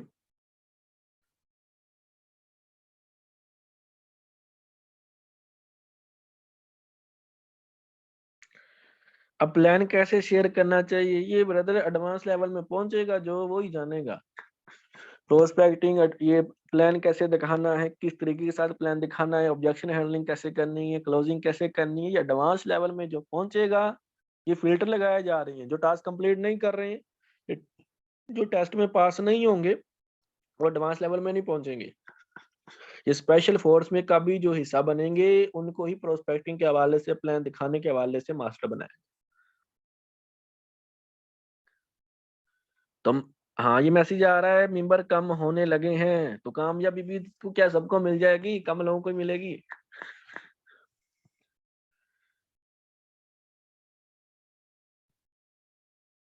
हुँ। हाँ, अब टास्क अब जो मैं बता रहा था, वक़्त की कीमत, ये कल मैं आपको एक्सप्लेन करूँगा, ठीक है? वक़्त की कीमत कल एक्सप्लेन करूँगा। आज का टॉपिक हमारा होगा फ़ोकस के ऊपर ही है, ठीक है? आज का टॉपिक रहा है। क्योंकि आज काफ़ी लंबी ट्रेनिंग चली गई है, हलाल-हराम को डिस्कस करते हुए, अदर रियल और फेक की पहचान करवाते हुए आपको।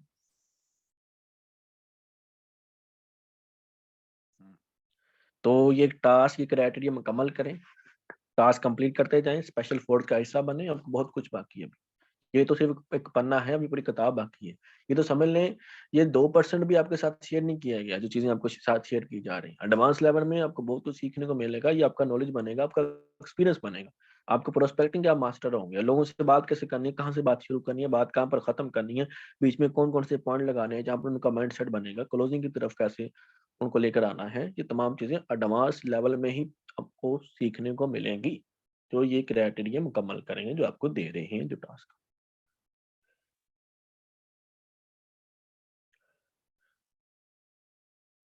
हुँ।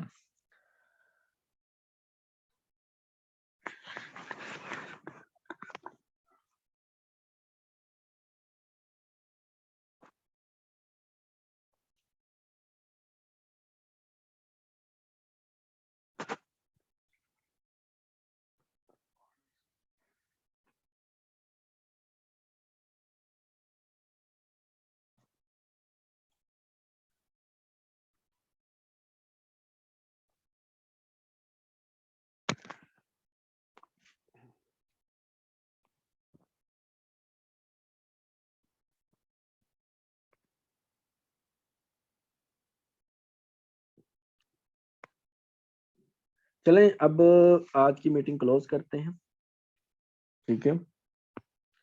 तो इंशाल्लाह ताला अभी बहुत कुछ बाकी है जो आपने सीखना है, समझना है। तो अभी बहुत सारे राज हैं जो आपने अभी जानने हैं, ठीक है। चलें लाइव किस दिन मीटिंग करवाऊंगा, ये कुछ कह रहे हैं अब्दुल हफीज सर जी, आपका फीस देखना है, फीस दिखाए हैं तो यूट्यूब चैनल पर मेरी वीडियो देख लें, वहां पर ये वीडियो बनाई हुई है मैंने।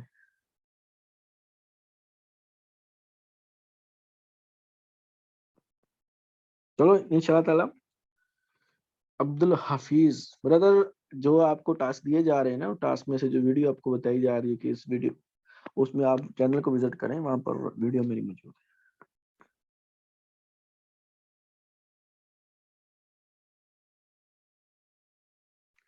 हाँ, जो कहते हैं जी पहले आप कमा लो, बाद में हमें बताना आपने कितना कमा लिया, आपने कितनी टीम बना ली। ये तमाम चीजें प्रोस्पेक्टिंग के अंदर ही सीखोगे, इसके बाद से उस वक्त ही बनोगे। इसको किस प्रॉब्लम को कैसे हैंडल करोगे, इसको कैसे सोल्व करोगे, ये आपको उस वक्त ही पता चलेगा। इंशाल्लाह ताला आपका कोई ऐसा सवाल नहीं रहेगा जिसको आप सोल्यूशन आपको नहीं दिया जाएगा, लेकिन स्पेशल फोर्स का आपको हिस्सा बनना पड़ेगा। ये टास्क जो आपको दिए जा रहे हैं, टास्क कंप्लीट करके। चलें आज का सेशन इधर ही क्लोज करते हैं।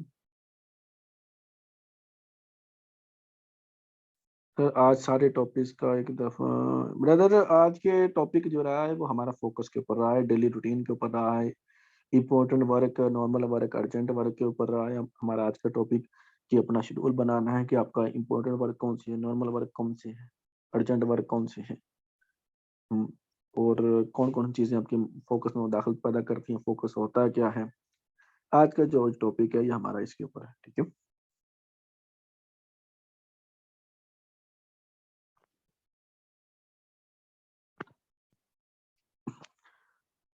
चलें आज का टॉपिक फिर हम क्लोज करते हैं, टाइम काफी हो गया है।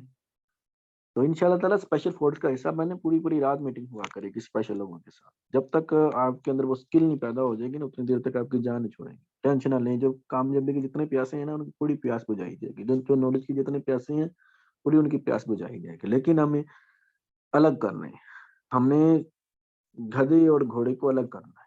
मिसाल देकर समझाता चलो, सबको हमने लेकर नहीं चलना, जो वाकई सीरियस है, वाकई टास्क कंप्लीट कर रहे हैं, उनको उनके ऊपर मेहनत करनी, उनको साथ लेकर चलना है। इसलिए आपको टास्क दिए जा रहे हैं ताकि हमें वो पता चल जाए कि जो वाकई ही आगे बढ़ना चाहता है, जो वाकई अपनी जिंदगी के साथ सीरियस है।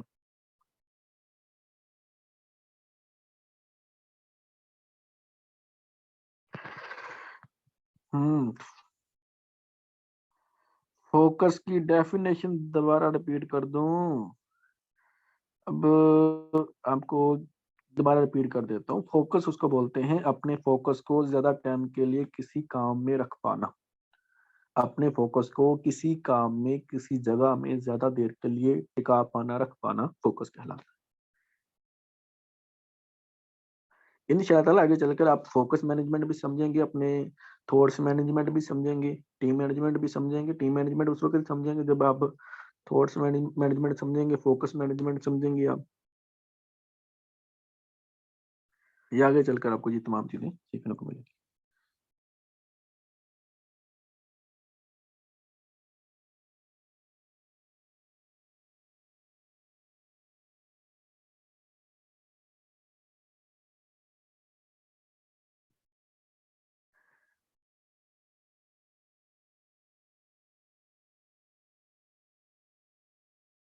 क्या लिखा हुआ है सर, आप सिल्वर में हैं? ये ब्रदर, सर मुझे अब क्या करना चाहिए, स्कूल का एग्जाम भी है। ब्रदर आपको जो कह रहे हैं कि हमारे एग्जाम करीब हैं, तो ब्रदर आप मैनेजमेंट का टाइम डिवाइड करें कि कौन सा टाइम कहाँ कहाँ पर लगाना है। आपकी लाइफ में कौन कौन सी चीजें इंपॉर्टेंट है, कौन कौन से काम आपने करने हैं, उसको टाइम टेबल बनाएं उसका। हाँ, टेस्ट लिया जाएगा जब ये कंप्लीट हो जाएगा, क्राइटेरिया दिया जाएगा। कल जो होगा ना, कल कल की जो हमारी ट्रेनिंग होगी, कल की ट्रेनिंग हमारी उन लोगों के साथ लास्ट ट्रेनिंग होगी जिन्होंने टास्क कंप्लीट नहीं किए, ठीक है। अब कल समझ लें, कल का टास्क दिया जाए, कल की ट्रेनिंग करवाई जाएगी, उसके बाद जो टास्क जो आपको दिया जाएगा, जो कंप्लीट करेगा वही ट्रेनिंग ले पाएगा। कल फिल्टर लग जाएंगे, ट्रेनिंग लेने वाला, ना लेने वाला, लिखने वाला, टास्क ना करने वाला, सब बराबर नहीं होंगे।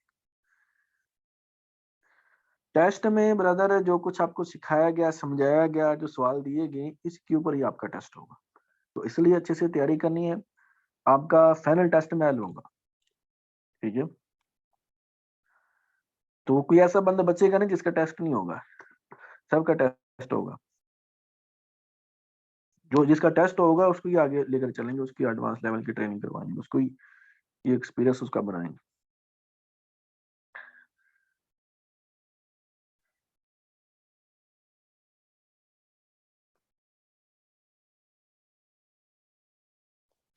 जिसने मीटिंग लीव करनी है लीव कर ले, ठीक है। जिसने मीटिंग लीव करनी है लीव कर ले, टॉपिक क्लोज हो चुकी है। ये टास्क की तरह है, बिल्कुल ब्रदर, ये टास्क ही है। इसके ऊपर ही आपका टेस्ट होगा, जो आपको सवाल दिए जा रहे हैं इसके ऊपर ही आपका टेस्ट लिया जाए। आज का टास्क शेयर कर दिया जाएगा ग्रुप में, क्या टास्क है आपका, जो ट्रेनिंग करवाई है इसके ऊपर ही टास्क होगा।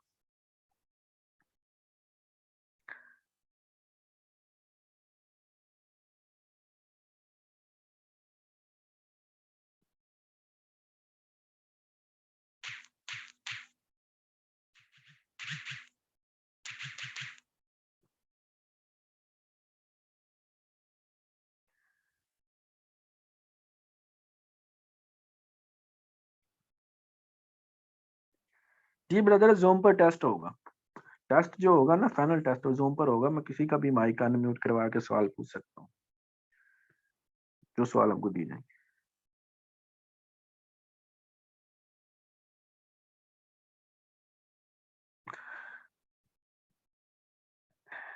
हम्म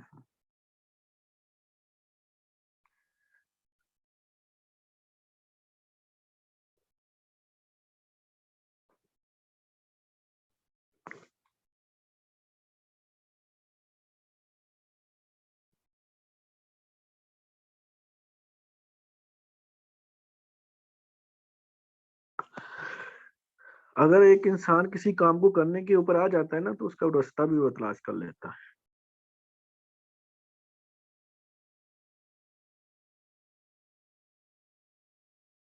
अच्छा सर, 9 मंथ हो गए हैं मेहनत करते हुए, लेकिन अभी सिल्वर भी नहीं बने। सिर्फ ब्रॉन्ज हूँ, क्या करूँ, क्या जल्दी अचीवमेंट लूँ मैं? ब्रदर, अगर एक मुमकिन काम को भी नामुमकिन तरीके के साथ करने की कोशिश करोगे, क्या वो हो जाएगा? आपसे सवाल पूछता हूँ, एक मुमकिन काम को भी अगर नामुमकिन तरीके के साथ करने की कोशिश अगर कोई करे, क्या वो हो जाता है?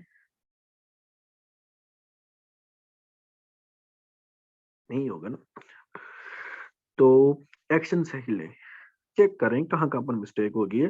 अब पहले महीने से लेकर 9th महीने तक या 9 महीने तक ऐसी कौन कौन सी गलतियां जो आपने की है, जो आपको नहीं करनी चाहिए, उससे पूछे।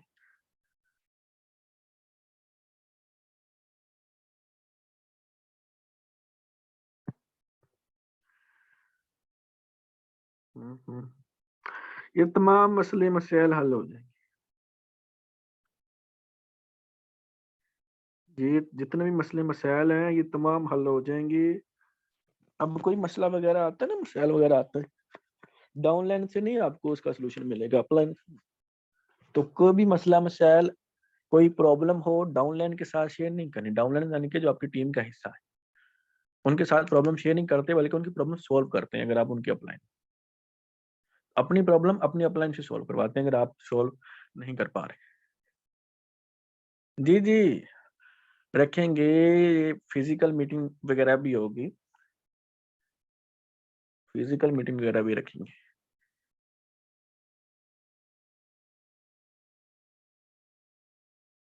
जी, लाहौर में भी मीटिंग इंशाल्लाह ताला, मीटिंग हुआ होगी, फिजिकल मीटिंग होगी।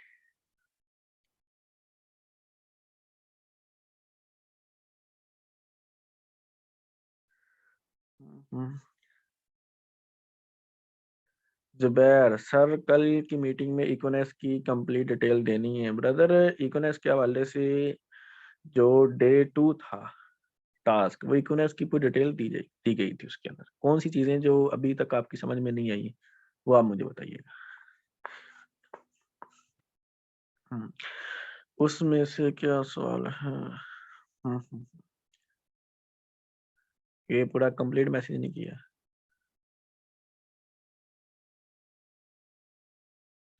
अब इंशाल्लाह ताला आगे चलकर आप सबको ये भी मौका दिया जाएगा, जो स्पेशल फोर्स का हिस्सा बनेंगे, कि पांच पांच अपने सवाल लिखें, जो सवालों के जवाब आप अच्छे से, जिनके जवाब अच्छे से आप लेना चाहते हैं।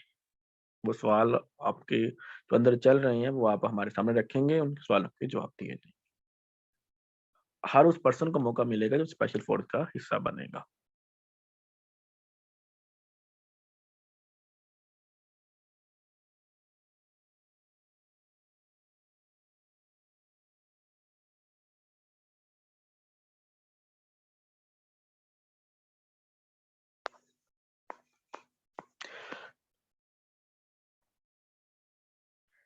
स्पेशल फोर्स का हिस्सा हम बनाएंगे ना, उनको बनाएंगे जो अपना टेस्ट अच्छे से देंगे, जिन्होंने टास्क अच्छे से कंप्लीट किया होगा। टास्क कंप्लीट करने के बाद जो टेस्ट में पास होंगे।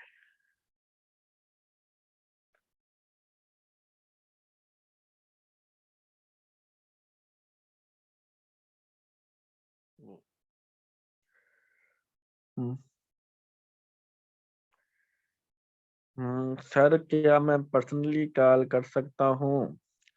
ये ब्रदर, पर्सनली कॉल नहीं, आप जो सवाल पूछना चाहते हैं, जब आपको मौका दिया जाएगा, स्पेशल फोर्स का हिस्सा बनेंगे, जो कॉल में आपने सवाल पूछने हैं वो लिख दीजिएगा, उसके ऊपर मीटिंग हो जाएगी, ताकि उन सवालों के जवाब बाकी भाइयों को भी जानने को मिले।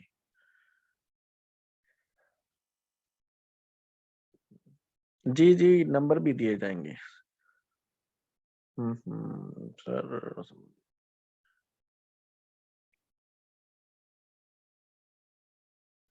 नहीं, कुछ भी कोई ऐसा नहीं पूछा जाएगा जो आपको सिखाया ना गया हो। जो कुछ आपको सिखाया गया, समझाया गया है, उसके अंदर से ही पूछा जाए। आपसे तकरीबन 4-5 सवाल पूछ सकते हैं, एक पर्सन से तकरीबन 4-5 सवाल पूछे जाएंगे। हो सकता है कि उससे ज्यादा भी सवाल पूछे जाएं। अच्छे से तैयारी रखनी है।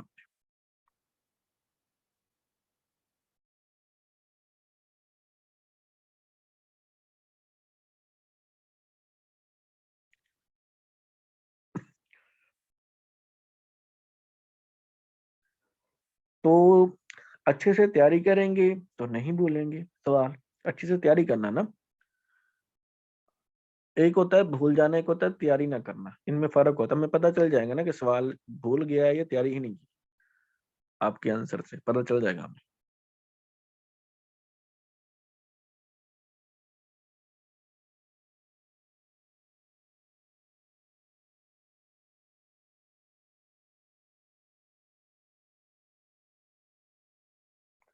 ये एनटीएन नंबर और रजिस्ट्रेशन नंबर अपने सीनियर से पूछें। जो सवाल आपको समझ में नहीं आ रहे ना, अपने सीनियर से पूछें। दो सवाल अभी आपके पास मौका है।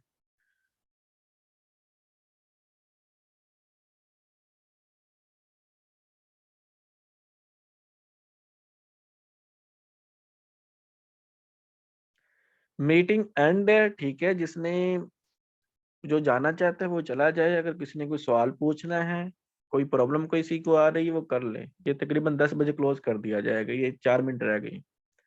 9:56 हो गए, 4 मिनट में क्लोज कर दी जाए। आज के सवाल सेंड कर दिए जाएंगे ग्रुप में, आपके को मिल जाएंगे सवाल आज के। आज कोई इतना लंबा कोई टास्क नहीं है, कोई मुश्किल टास्क नहीं आज का। आज की मीटिंग में नहीं, जितना बताया गया है डे 1 से लेकर अब तक, जितना बताया गया, जो सवाल दिए गए उसके अंदर से ही सवाल पूछे।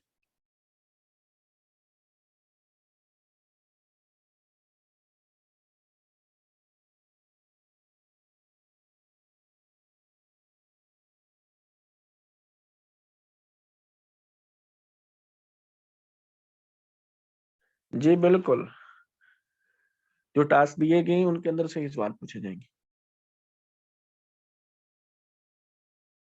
फिजिकल में क्या पूछा जाएगा? ये क्या है? ये आपका ज़ूम पर ही टेस्ट लिया जाएगा।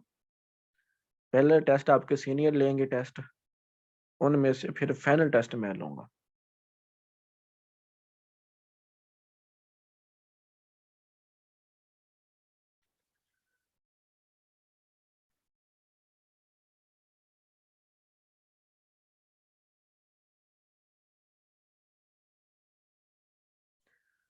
हुँ।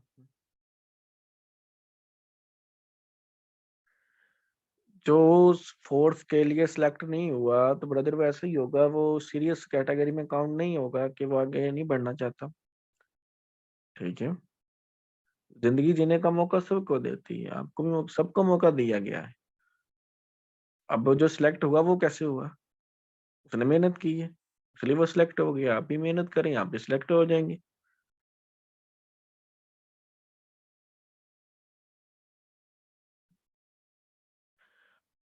अगर फेल हो गया तो सर फिर क्या करेंगे? फिर क्या बनेगा? जो फेल हो गया है तो दोबारा वो टास्क वगैरह कंप्लीट वो अपने समझेगा तमाम चीज़ें, जो दोबारा टेस्ट लिया जाएगा उस वक़्त वो टेस्ट देकर पास होकर, जब तक पास नहीं होगा उतनी देर तक स्पेशल फ़ोर्स का हिस्सा नहीं बने। अब जब तक तमाम टेस्ट मुकम्मल हो जाएँगे, फिर उसके बाद दोबारा बारी आएगी उसके दोबारा टेस्ट देने की। जो बंदा पास होगा, वो स्पेशल फ़ोर्स का हिस्सा बनेगा।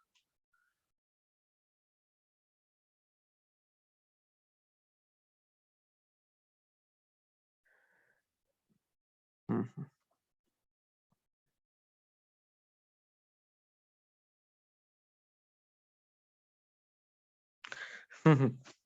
मैसेज आया, सर जो कहते हैं पैसा कुछ नहीं होता, वो अपना पैसा मुझे दे दें। हुँ, सर स्पेशल स्पेशल फ़ोर्स में कितने मेंबर्स की लिमिट है? लिमिट तकरीबन रखेंगे हम, देखते हैं कितने लोग शामिल होंगे उतने लोग रख लेंगे। सबको नहीं रखा जाएगा, स्पेशल फ़ोर्स में बेशक 100 आ जाएँ, 150 आ जाएँ, 200 आ जाएँ, 300 आ जाएँ, 400 आ जाएँ, जितने मर्ज़ी आ जाएँ। मगर क्या है, जो पास होंगे वो, वही। ग्रुप बन चुका है, उनमें से कुछ तो सिलेक्ट हो चुके हैं स्पेशल फ़ोर्स में, कुछ अभी होने बाकी हैं।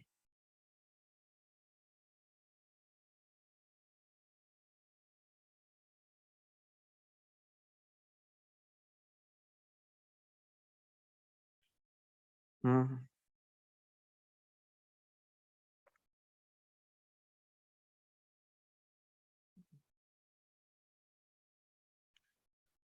हुँ, हुँ, हुँ।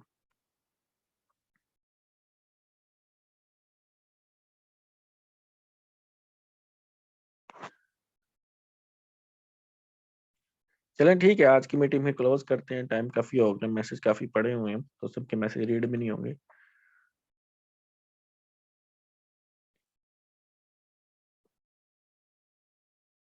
हुँ, हुँ। चलें ओके, अल्लाह हाफ़िज़।